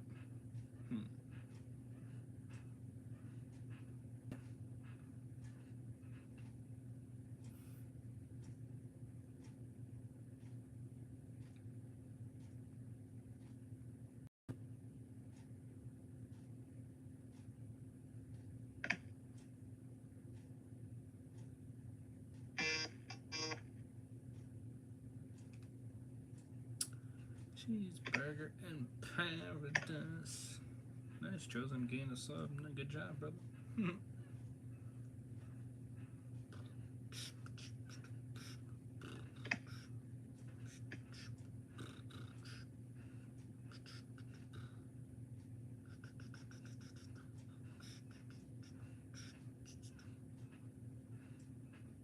Oh, I think it needs the capitalization. I think that's what it is. He has the playlist on a totally different channel, though.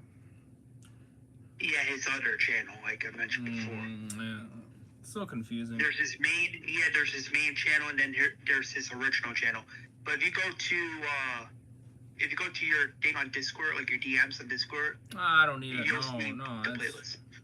I have to do it on my system, so. So wait, Torque Dog, ADMs S. That's his actual channel. No lie. Hold on. Is it actually his channel, or is it somebody else's? It's his, like I just mentioned. That's his old name. Yeah. Oh, is it? His other channel. Well, why did he start a new one then? He's got 2.9K subscribers. I mean, god dang. No, he changed the name. What do you mean he changed? Yeah, he has two channels. His main one is the chosen one, and then his other channel is the one you see.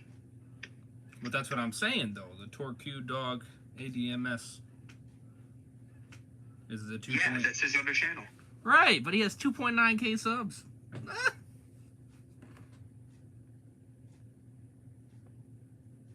Yeah, I don't know why would he do a main channel. I don't know that. I mean, maybe your main audience is on here. You know, and then he has another one, Minecraft Archives. Minecraft. The hell? Channels to subscribe to. I don't even know. Yeah, 13 on that one. Yeah, I mean, how did he build up such a big freaking audience? Is he even paid on this one? I don't even know. I have no fucking clue. I mean, I don't know why would you change it if you got that many, unless if this is, I don't even know. Let me see, 10 months ago, 9, 7 months. Oh, okay, maybe not. I don't know. Not really sure. I mean, I just don't know why you wouldn't do that if you got so many subs on here. You got more than Mr. Ray's, and I don't appreciate that. I don't appreciate that, boys. We gotta overtop this, man. We're not far away, though. Don't worry, we can do it. That would be great. We'll overtop them, but again, I don't understand why you don't, trying to,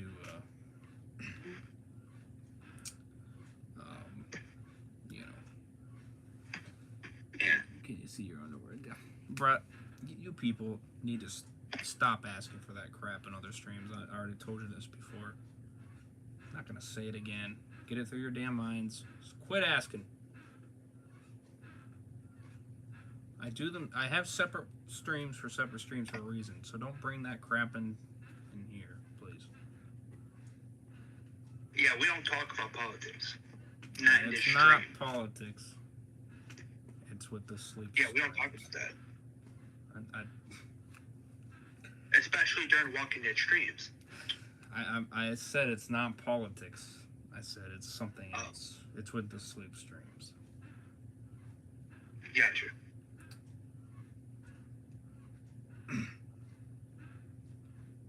Why didn't it play majority of this? I don't even know why.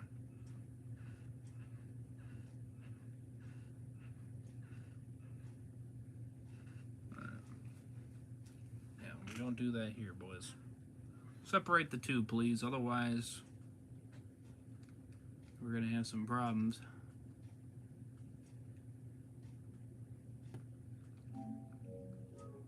Alright, so Fear Walking Dead rewrite of Chosen's rewrites, Season 4, Episode 2. What comes next? What comes next? In Dave Erickson's... That's it. Invention. Something like that. And Dave, I don't know, maybe it's just not displaying it. I don't know. Whatever. Either way, in Dave Erickson's universe, which would have preferred, and I wish we got, over what we got now. So, yeah, he's almost at 3K subscribers, so that's what it's like. What? I don't know. Whatever, I guess. His loss, not mine. So, your boy, Mr. Reyes, and Deadwalker and Walker Dead is gonna react to episode 2. And because they're short, we might go through 3 and 4 potentially, because those are not long either. So,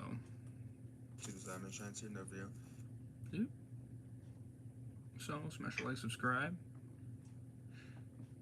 Would appreciate that. Like I said, links for both our channels in the description, as well as the playlist. I haven't really watched his rewrites yet, but I might start watching it.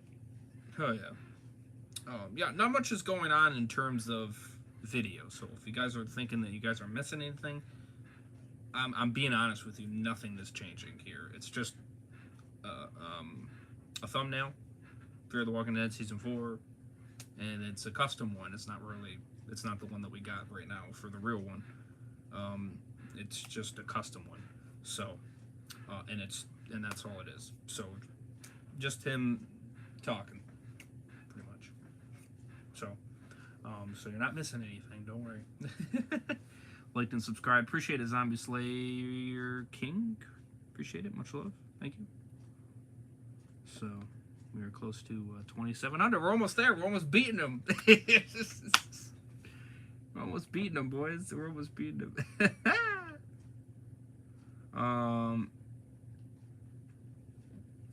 Oh, shite. I'm gonna have to upload that tonight.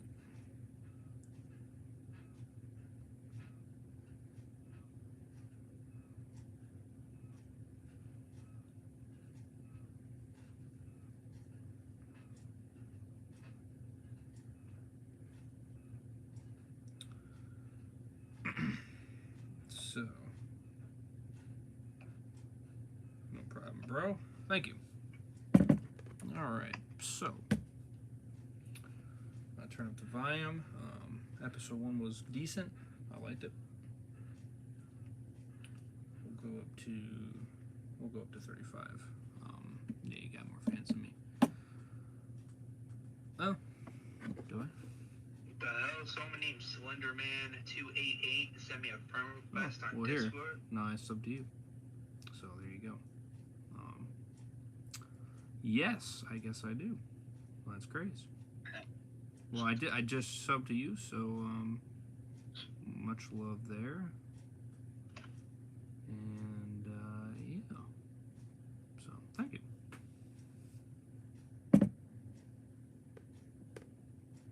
So, anyways, let's rock and roll here as episode 2. And today's video, I'm doing my season 4 episode 2 rewrite of Fear the Walking Dead.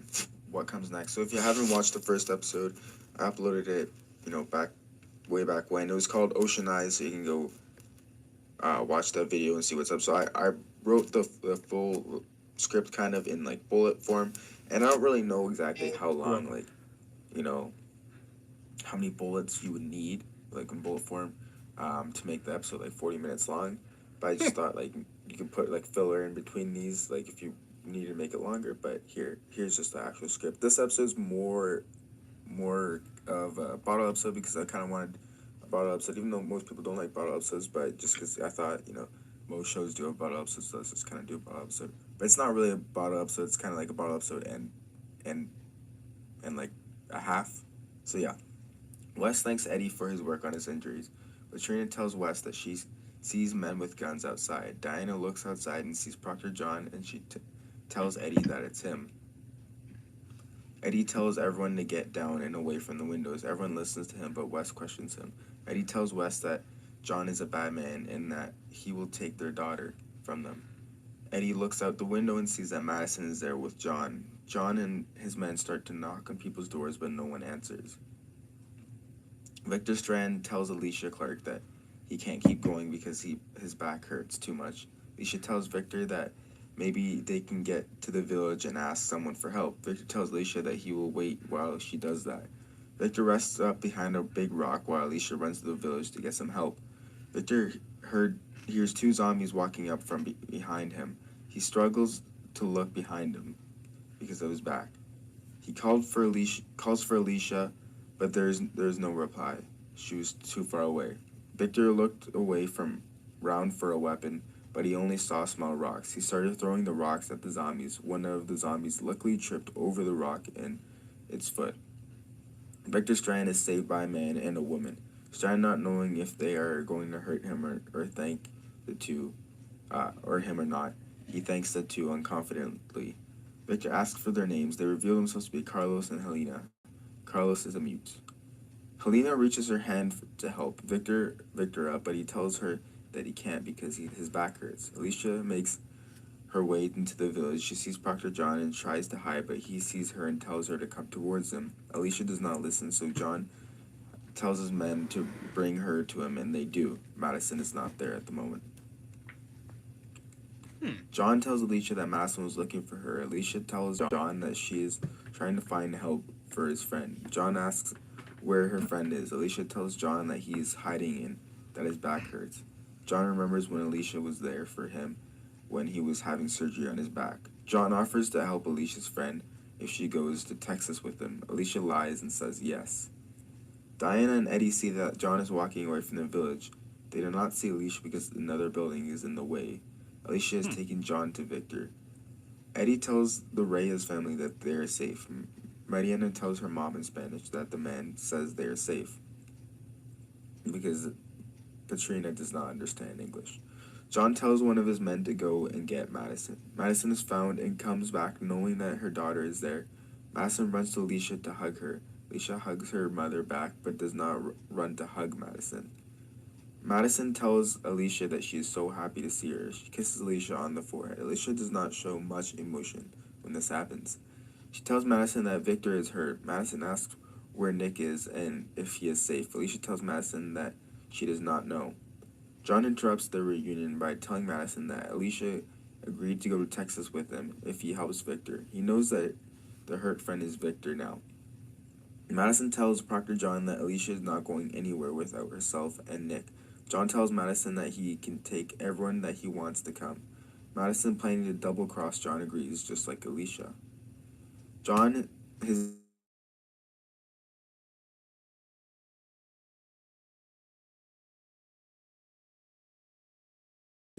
Helena makes sure that her brother does not shoot anyone and start anything.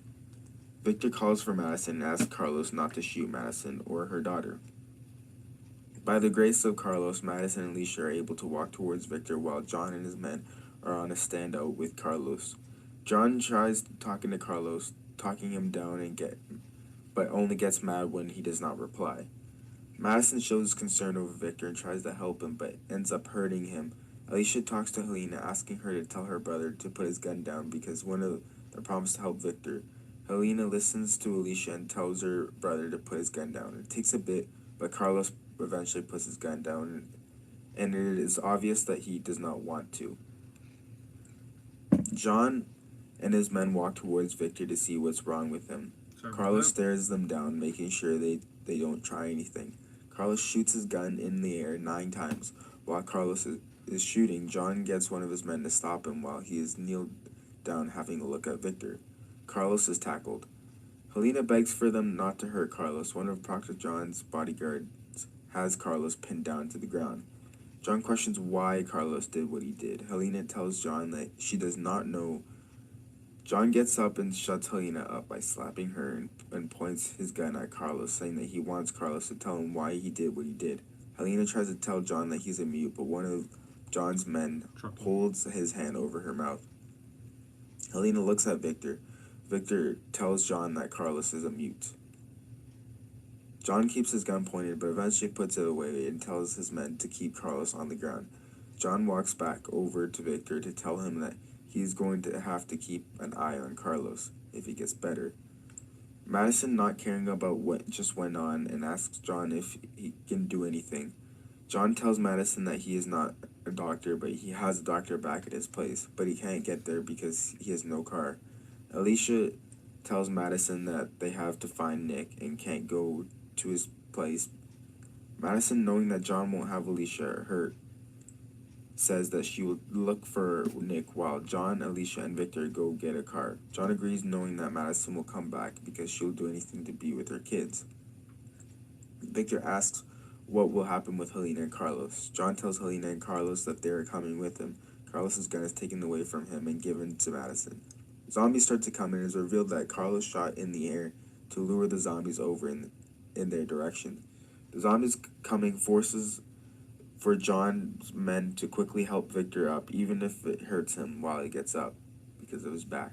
Madison goes off in her own direction after saying her bye to Alicia and Victor.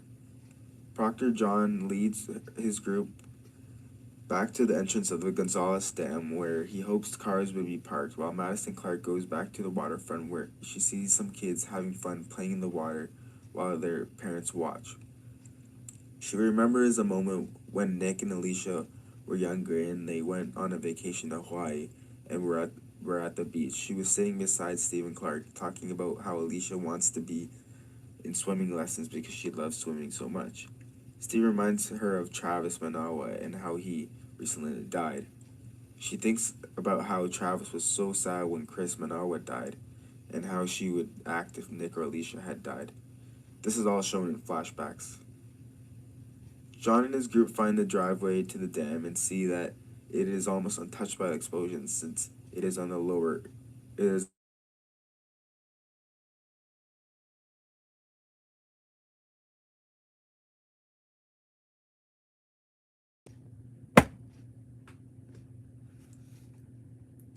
Fucking people, bro. You fucking bastards. Stop. Jesus Christ.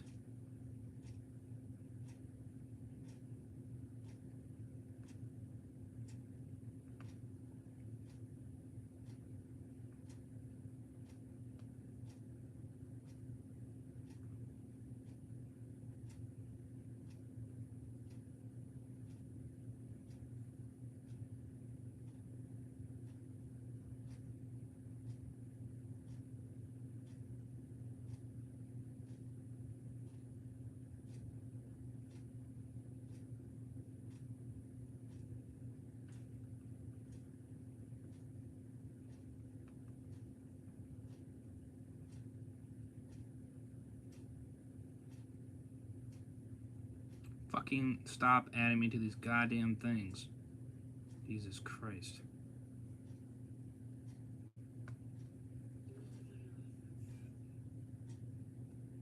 Huh?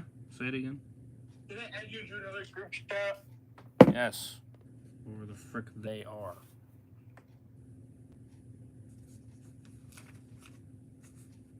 It's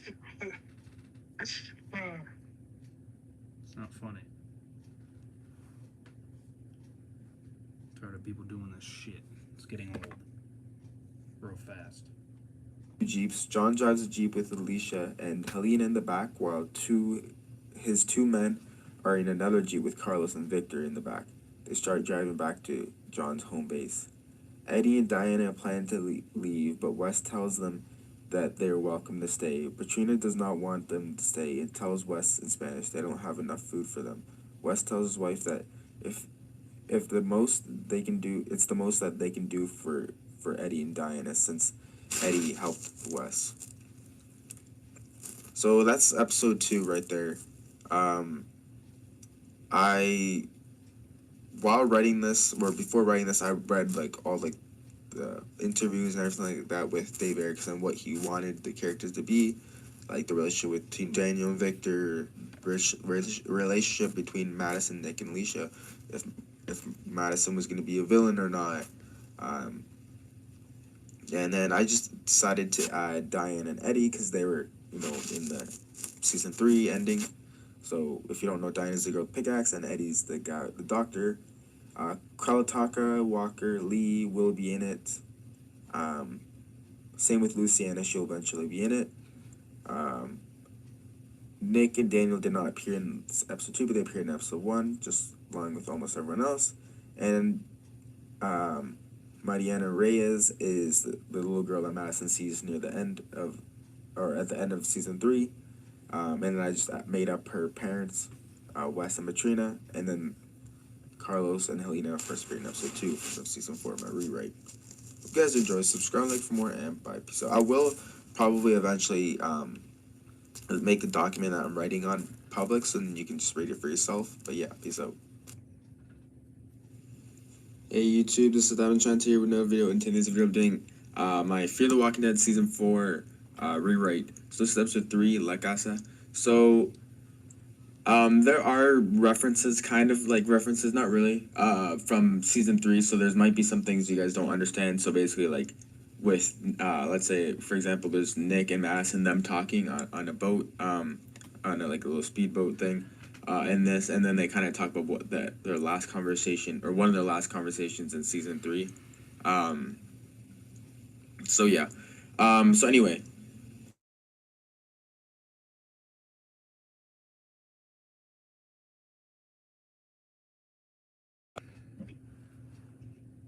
Dude. Alright. After drug race, I'm gonna head out. I'm gonna get some sleep.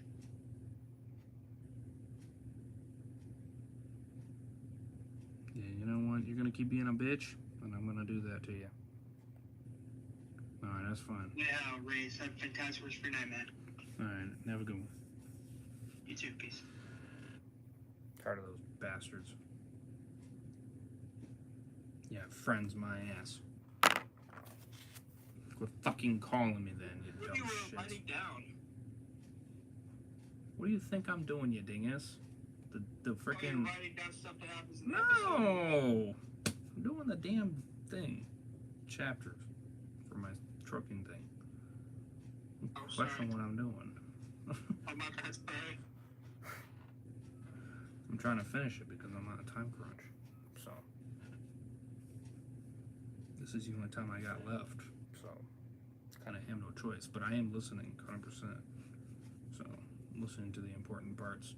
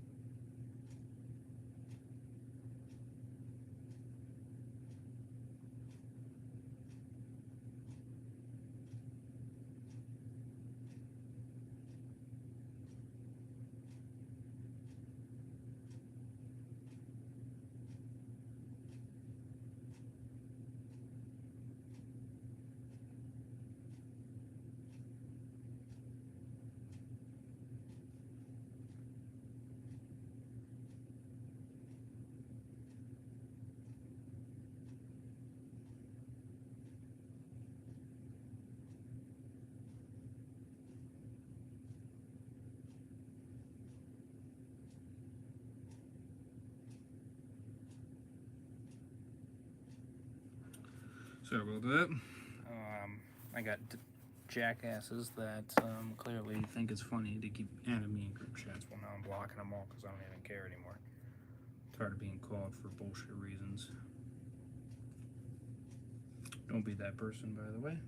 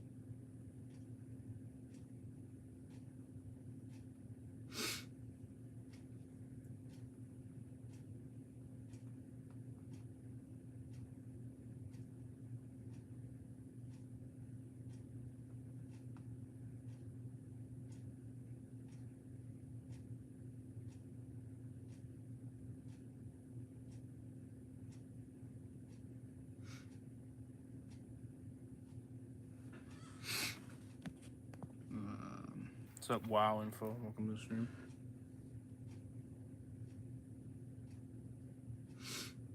Much love, much love. How you guys all doing?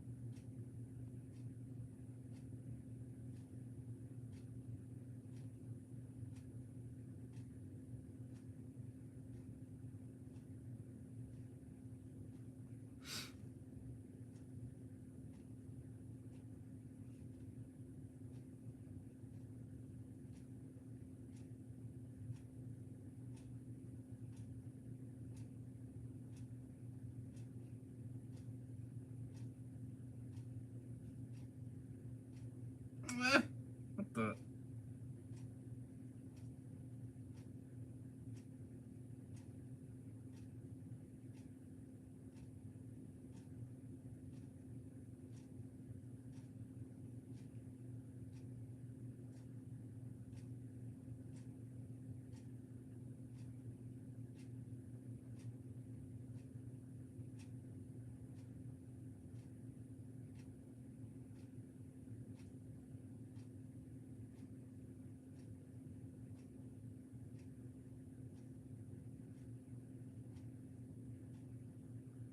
Oh, okay.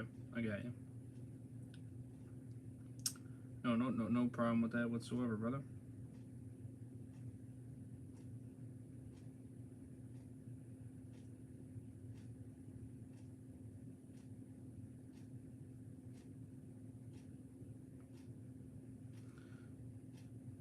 Appreciate it. Much love. Thank you.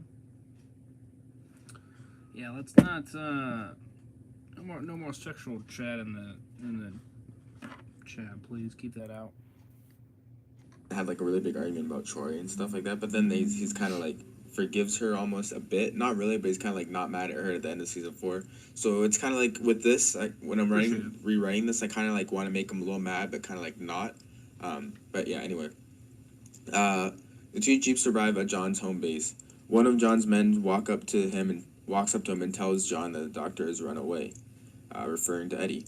Victor Strand is helped on the same bed John once laid on in season 3 by the two unnamed men that were in the vehicle with him. John yells at some of his men, telling him to find Eddie and bring him back alive. 5 soldiers obey him and leave for the search. John sees Helena and Carlos together. He walks up to them and welcomes them to La Casa, which is his base and what it's called, because it was never named in season 3. Alicia is alone with Victor in the medical room, trying to think of a way to escape. She looks around for a weapon and finds a scalpel, which she picks up and puts in her pocket, but then Victor Strand shows and gives her a gun that he stole from one of the guys that brought her in. Strand tells her that he had 2, so he thought he might not notice that one is missing. Alicia takes the gun and gives the scalpel to Victor. Kaltaka, Walker, and Lee are on their way to El Bazaar. Lee is drinking water from his water bottle and offers Walker some of it, but is turned down. Daniel's face starts to sting some more. He rests and sits down on the ground. Nick kneels down, wondering if there's anything he can do. Daniel tells him to leave him. Nick tells Daniel that Daniel knows he can't do that. Nick Clark suggests finding a doctor, and that there might be one at El Bazaar. So if you don't really understand, it's basically like kind of skipping from different perspectives. That's basically what shows do. Madison Clark is aimlessly walking around the dam looking for his son with no luck. She calls for Nick, but hears no reply. Nick and Daniel hear Madison calling for him. Daniel sarcastically tells Nick that his mom is looking for him and that he better go and find her. Nick says that maybe she's with Alicia. So once Daniel is ready to get up, they try to find Madison. Madison meets up with Nick and Daniel Salazar. Nick and Madison don't share a hug, unlike Alicia and Madison did before when they first reunited. Daniel jokes, saying that Victor must be dead. Madison tells Daniel that Victor's with Dr. John. Nick asks where Alicia is, and Madison tells him that she's also with Dr. John. I don't know why I can say that. Lee asks Kaltaka Walker what they'll do now since the dam blew up. Jeremiah is dead, and so are the Clarks. Kaltaka tells Lee that Madison is not dead. Lee questions his friend. Walker tells Lee that she is the survivor and that he knows it, and that he knows she's not dead, and that if she's lucky, her kids are still alive too. Madison, Nick, and Daniel find a boat, which they take to John's house on the way. Madison brings up one of their last conversations together, and how she would never hurt him. Nick does not reply, nor does he look at her. Daniel is steering the motorized boat. He's only going with Nick and Madison because he wants to kill Victor and does not care if he dies in the process, since he's already lost everything, like his kids and his daughter and his wife. Madison brings up Troy, saying that he had potential and that she feels bad about killing him. Nick finally responds, saying that it could have been the same situation but reversed, with Jeremiah Otto killing Nick if he were still alive, instead of Madison killing Troy Otto. He also says that he and Troy were not much different, and that is the reason why he liked Troy. And that was also the reason why Madison liked Troy, and the reason why she killed him, insinuating that she might kill him one day. This time Madison does not reply to her son, knowing that he is right. So this kind of like refers. This is what I was talking about. It kind of refers to like one of the last arguments where Nick's saying like, "You might kill me." The zombies that Carlos attracted with his gun make their way towards the village.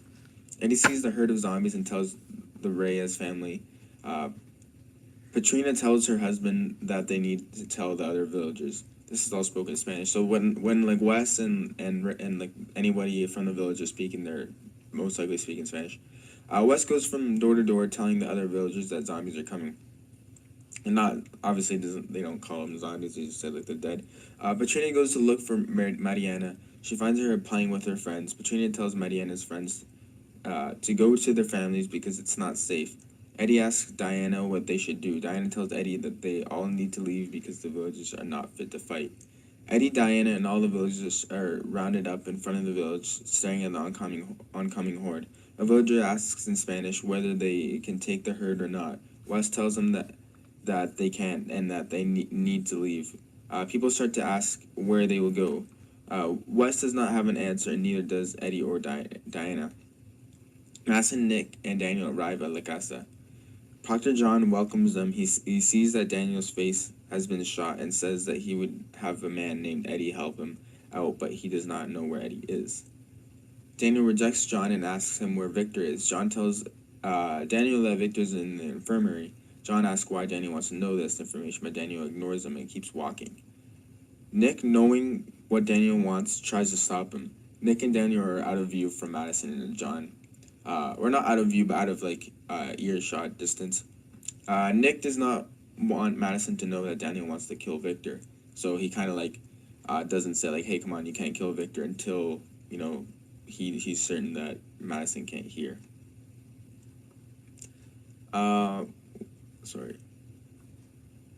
Madison asks John what is going to happen now. John tells Madison that he will keep her family safe like he promised, as long as they go to Texas with him. He wants to expand his group, so that's why he's going to Texas. Watch season 3. John tells Madison that he has lost a lot of good men and that he needs more. He asks her if she'll be loyal to him. Madison tells him that she's loyal to her family. John smiles and says that her answer was a good one. Victor sees Daniel look for him through a window. He tries to hide. He's still in the infirmary. Victor tells Alicia about Daniel. Alicia rushes out to see Daniel and asks him where Nick is. I kind of want to be more descriptive, like, with my, like, points. Because I'm doing, like, bullet points. I kind of want to be more descriptive and just maybe, like, when they're saying, like, Nick tells blah, blah, blah. Maybe it's, like, Nick says and then exactly what Nick says. Because there's just, like, a lot of things where I'm like, oh, that's exactly what Nick would say. Because, like, he has kind of, like, a different type of way of saying things.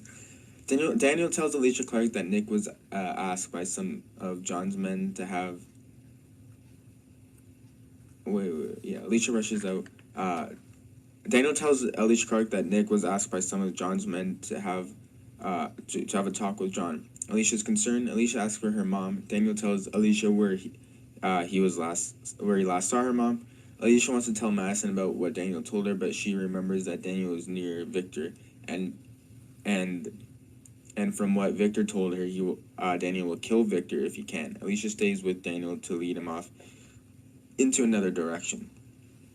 Carlos and Helena see and hear John and some of his men talk to Nick. John is mad at Nick and asks what his scheme was on the dam when he blew it up. He tells Nick that the dam was going to be his and that he wants Alicia, and to have Alicia. He needs Madison and Nick alive, so he can't kill Nick, but he would.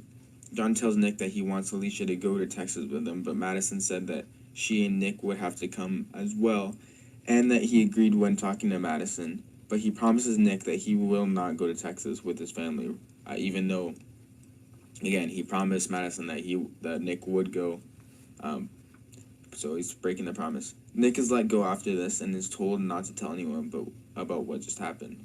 Helena, along with Carlos, go to tell Madison what they just heard, but are stopped by John and his men. So yeah, that's basically it. I read, like, writing this, I read lots of, like, interviews and stuff like that about, like, Dave Erickson, where he would take the characters and everything. So I have like little like notes on like who's gonna die, what's gonna happen between Victor and Daniel, what's gonna happen between Nick and Madison, what's just gonna happen with Alicia. Not much on what Proctor John. I kind of like reading him like I don't know, because he doesn't seem like a crazy guy. You know what I mean? He kind of seems a little reasonable.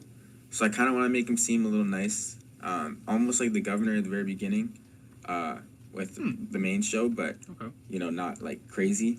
There's stuff with the Bazaar, the El Bazaar. I don't really have much stuff on Kawataka Walker and Lee, but they're just kind of side characters. Carlos and Helena, they're new characters. Same with the Reyes family, and Diana and Eddie. I don't really have much on them. I kind of did change Diana's what's it called, personality up a bit. Eddie didn't really have much personality, but it did change kind of Diana's personality up a bit. I didn't really change it, but I haven't been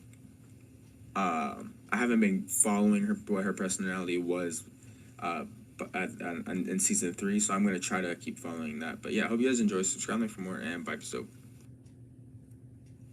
Hey YouTube, this is the Amazon Channel video, and today's video doing my Fear the Walking Dead season 4 episode 4 rewrites. This one's called The Poet.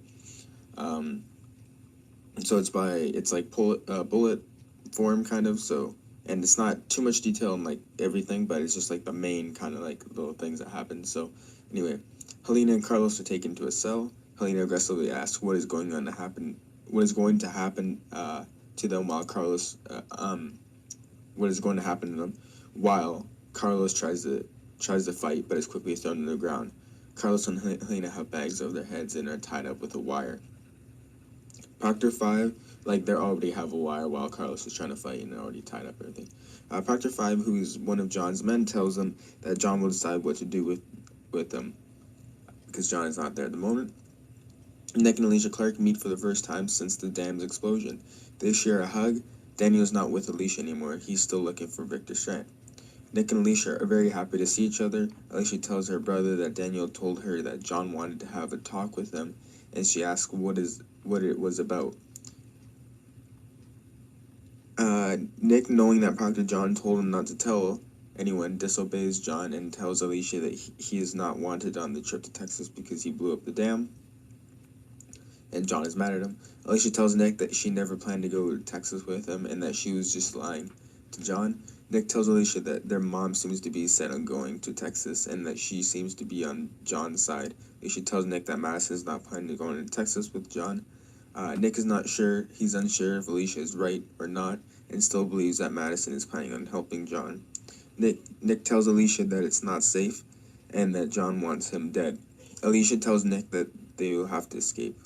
Nick remembers about Daniel and tells Alicia that they need to find him as he's already looking around for Daniel. So like he to just be more descriptive there, that didn't really make any sense. Nick is like, oh yeah, we need to look for Daniel, but he says that as he's looking for Daniel, he's looking around, kind of like walked around away from Alicia a bit. Nick tells Alicia that Daniel's going to try to kill Victor. Alicia tells Nick that Victor's in the infirmary. Nick tells Alicia that the infirmary is where Daniel is going because that is where John told him Victor would be. The two run to the infirmary. Meanwhile, Proctor John is in a room with his men discussing the loss of the dam and how they can further grow their drug empire. John is silent while his men dish out ideas to each other. John listens on a little while longer before he silences everyone and tells him that Madison's family can't live.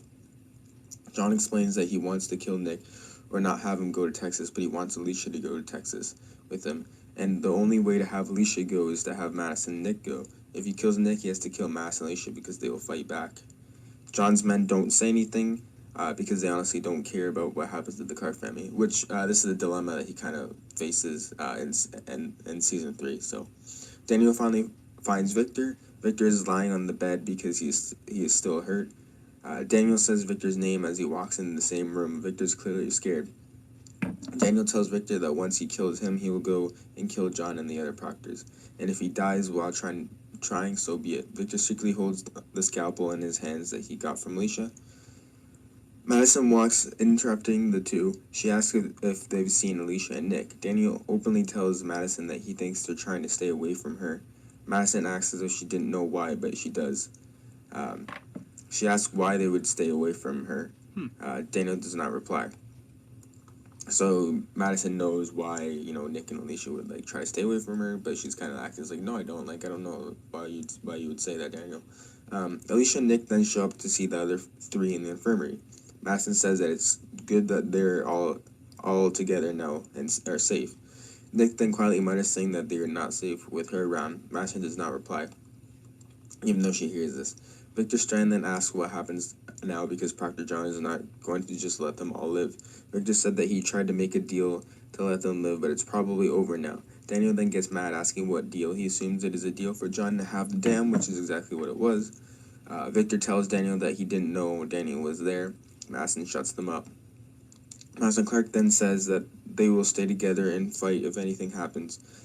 She then also says that they will all leave at night. Alicia asks where they would go. Victor says El Bazar. Madison says no, that they shouldn't go there. But then Nick speaks up and says that he wants to go there, mainly just kind of like to disagree with Madison because he kind of does want to go there. Because that's one of the last times he had like fun with Troy. Madison then changes her mind and says they'll go to El Bazar to get their bearings, because she kind of wants to be like, hey, like, Nick, I'm on your side. So she agrees with Nick there. Proctor 5 walks in saying that John wants Madison to go on a ride with him. Madison asks if she can bring someone else along. Proctor 5 says yes. Daniel offers to go because, Madison doesn't want to go alone because she thinks that, John will kill her. And she doesn't want her kids to go, too, because she doesn't want her kids to die. Madison rides on the back of John's bike through an unknown highway while Daniel is on the back of Proctor 5's motorbike.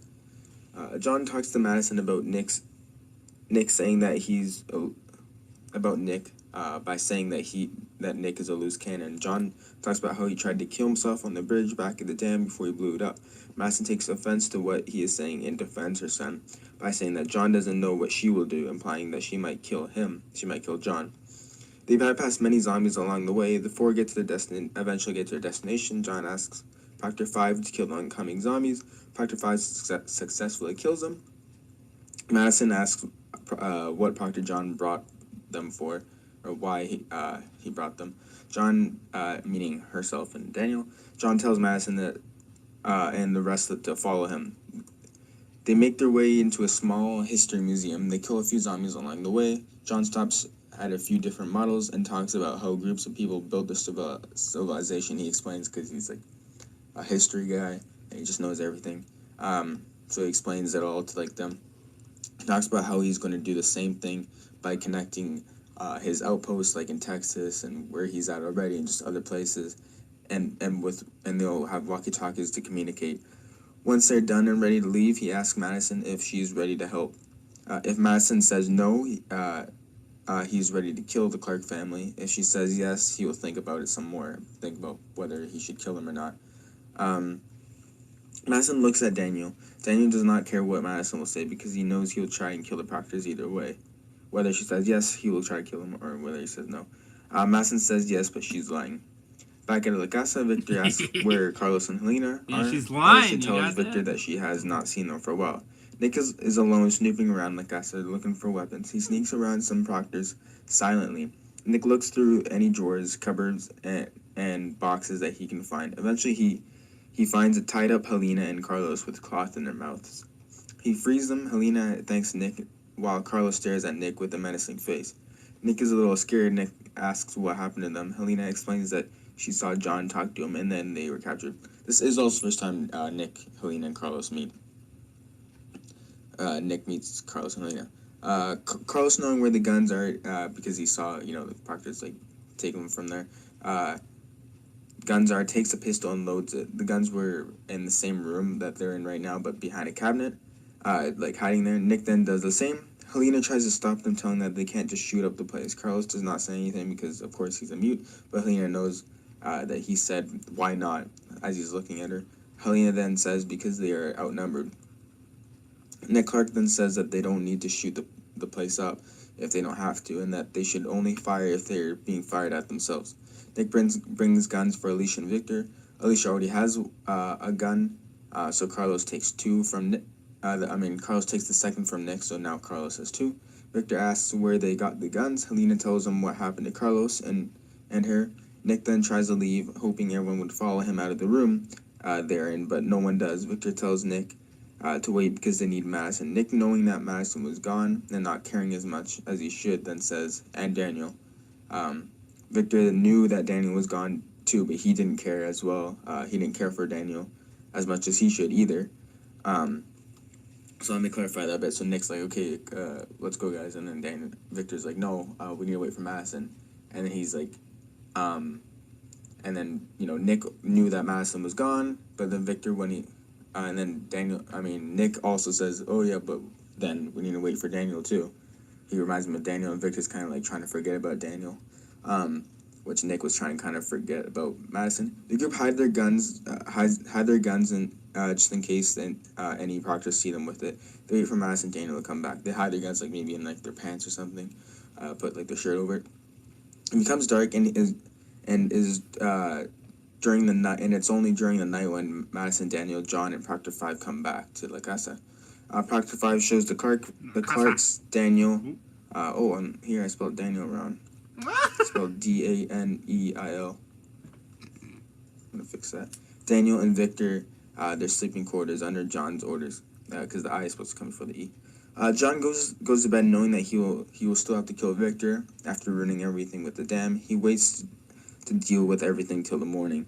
Madison is in the same room, sleeping with Alicia, while Nick stays awake all night, making sure Daniel and Victor don't kill each other in a different room. And then, of course, Helena and Carlos are sleeping in their own room.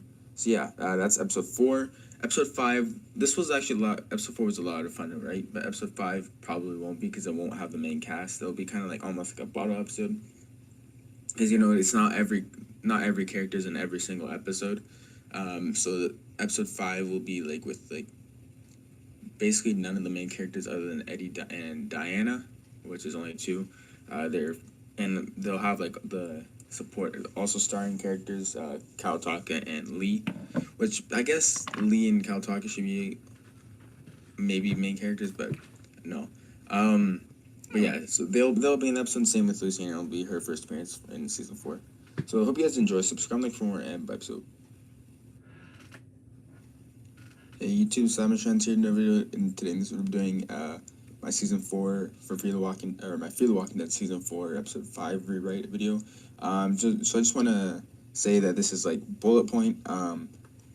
And I wanted to not add more zombies, just put more zombies in the story, because I realized at least for the first 4 episodes, I've kind of been focusing more on the characters, because I've been reading lots of or I have read lots of Dave Erickson articles on like what he would do if he was writing season 4, and like where the characters would go, like the relationship between Daniel and Victor, what Proctor John would do, Nick and Madison and Alicia and stuff, and just what all the characters would do. And I've been focusing on them. But in this episode, there's quite a bit of zombies, and there will be more zombies to come, but I still will focus on characters. So this episode doesn't really incorporate any of like the main characters, because not the main characters aren't in every single episode. So yeah, so the episode's called El Bazaar. So this episode is in a parallel timeline to the previous episode, so it happens at the same time. Lucienne is sitting at the same bar Nick went to at El Bazaar, at the El Bazaar back in season 3. And Madarife, who is the bartender and Nick's drug dealer from season 3, asks Luciana what she wants. It takes Luciana Galvez a bit to reply until she says she wants her boyfriend back, because she's kind of like a bit depressed at this point. And Madarife asks where her boyfriend is and what happened to him. Luciana tells him that she's not sure and that nothing happened to him, something happened to her. And Madarife, of course, asks what happened to her. Luciana tells him that she left him. He asks why she left him. Luciana then tells him because it was not safe where they were. And Madarife then says, let me guess, he thought it was. Luciana tells him that he is correct, and Madarife asks who was right. Luciana says that she's not sure, because that's why, she left, because she thought it wasn't safe. That's why she left the ranch back in season 3. And Madarife, not knowing what to say next, once again offers Luciana something.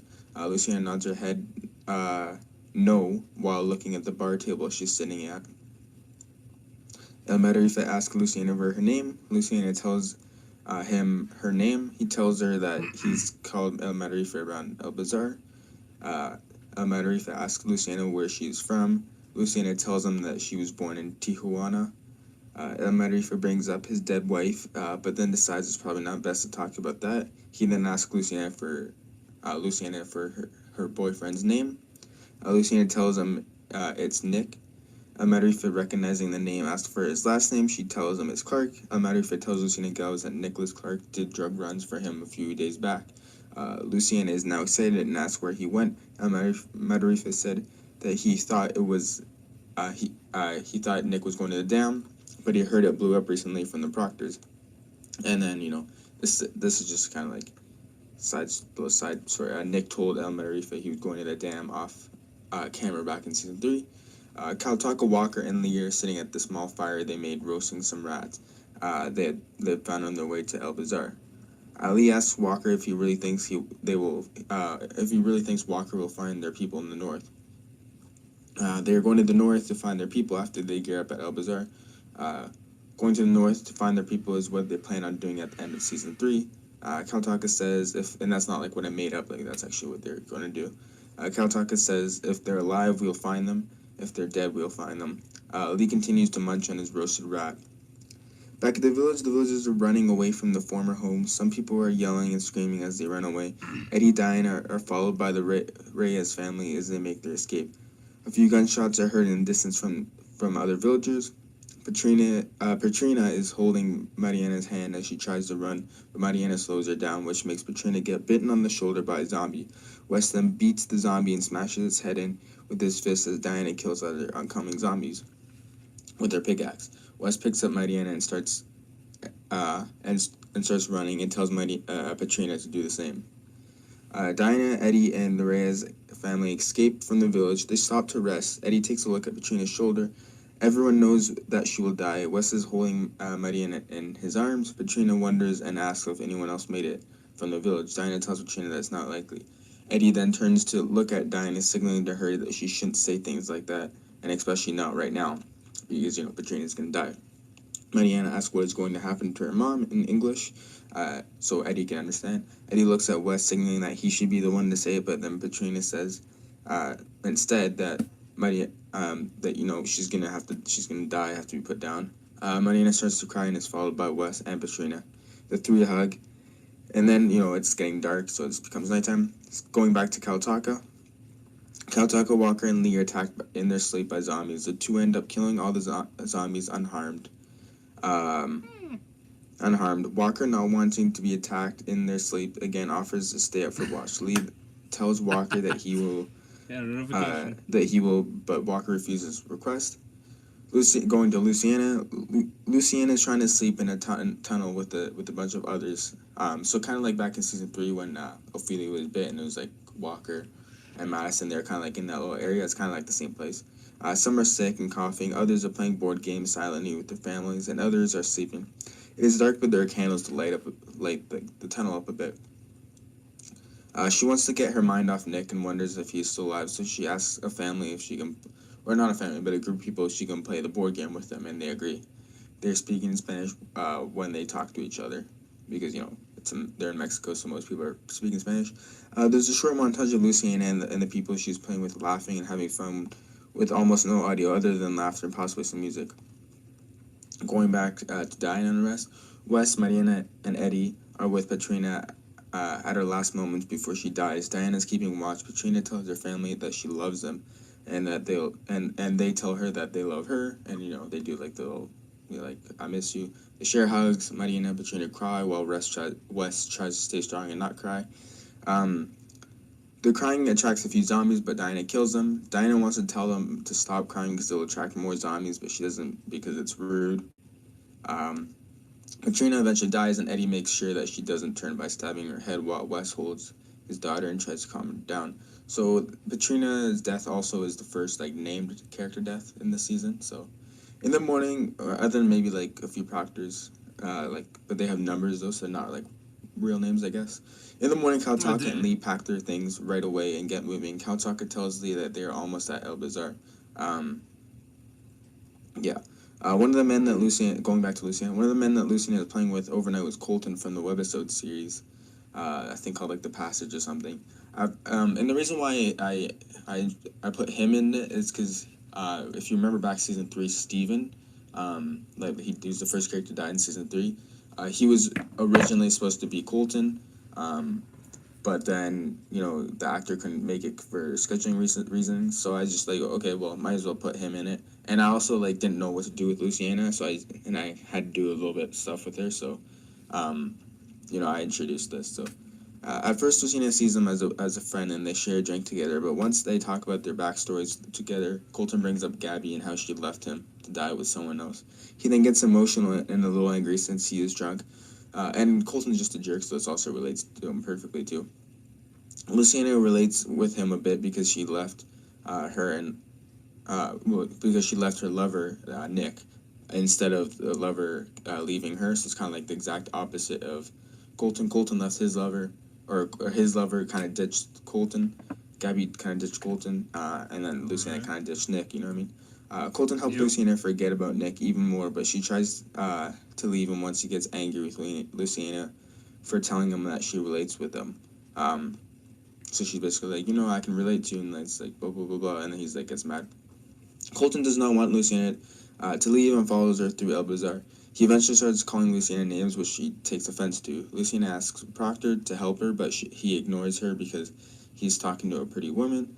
Luciana accidentally walks her way into a low-populated area of El Bazaar. Colton asks what she's going to do now, partly in Spanish and partly in English, because, he's an English native speaker.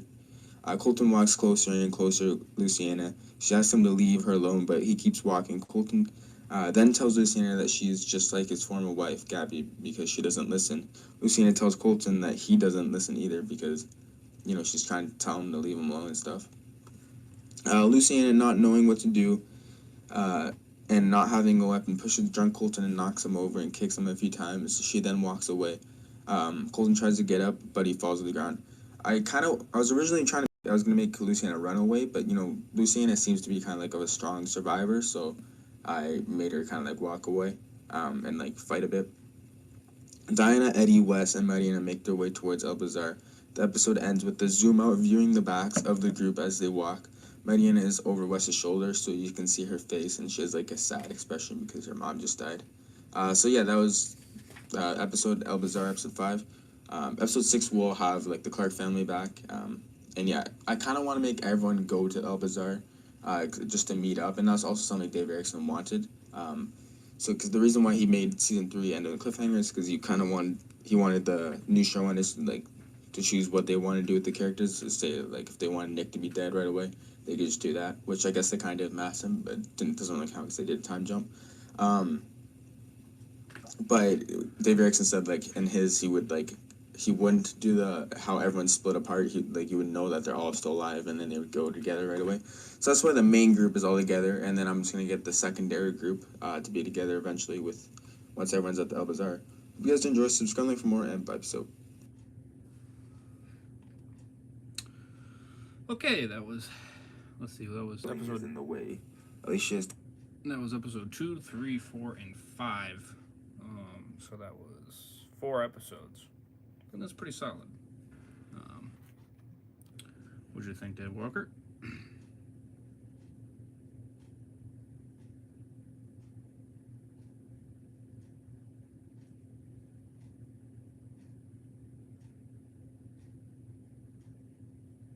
You still with me, Deadwalker? Oh. Okay, how about now?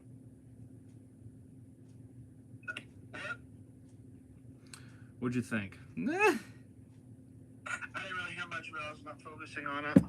Oh. Understandable. I mean, I was gonna let you do it on my own time. It's just that it's hard to hear. Oh, you can't hear it that well? Well, I didn't hear mostly all. I'm trying to watch it on the main. You know what I'm saying? But it seems yeah. like, he's really following. From what I've heard, it seems like he's really doing his best to follow in Dave Erickson's footsteps, and I respect him What for episode did you get to? Because you said you were hearing it yourself. I was there bits and pieces of it. You know what I mean? Oh yeah. I know he brought the Taco Walker and Taco Walker, I think. Yeah. What do you think? What did you think of it? I thought it was pretty good. I'm liking the direction he's going with the characters. I'm liking the intensity with it. Yeah, I'm liking the direction. I am. A little bit more harder for me to obviously fully remember everything, of course, because I'm not physically seeing anything happen. You know what I mean? I'm trying to visualize it. And so I'm just trying to use my brain to try to remember all the characters' names, and that's a little bit more harder for me to do. But during that point in time, as I'm hearing it, yes. I mean, I'm liking the direction of the characters. I'm liking the direction of where he's going with the story. It's fast, quick. He's right to the point, you know what I mean? He's not sitting there dragging it on, detail by detail.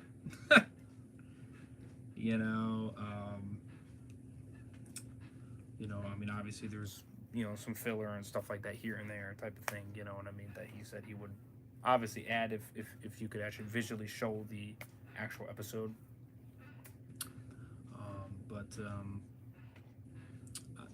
I think it's pretty dang solid, man. I'll give it a good 8.5 out of 10, for each episode.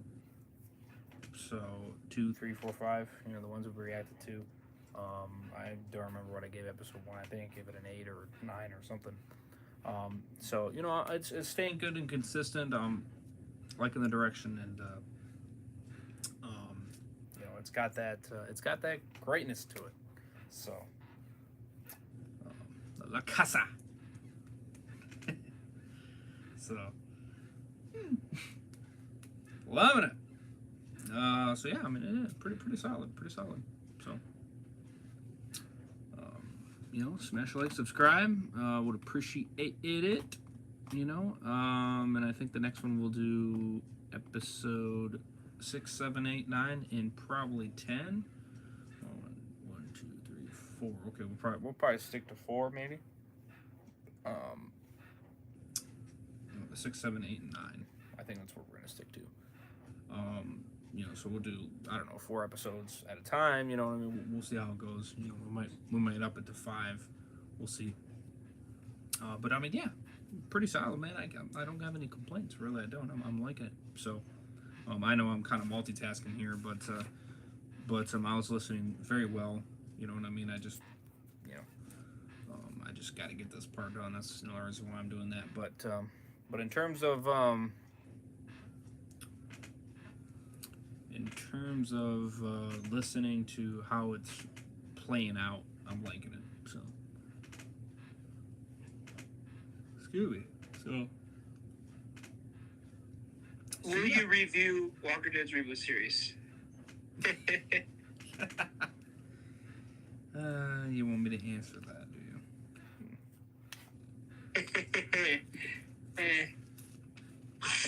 I don't know. Are you going to?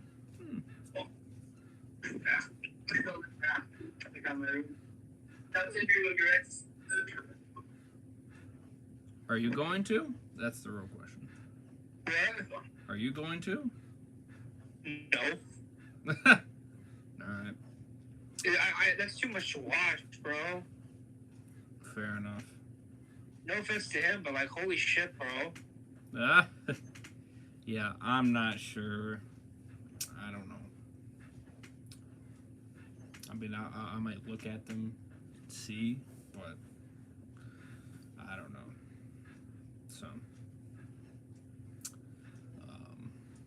So yeah, that's all I'm really gonna say.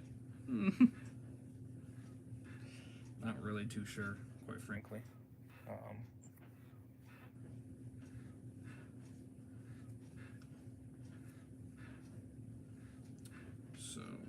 But yeah, so that's kind of the scoop for here, my boys.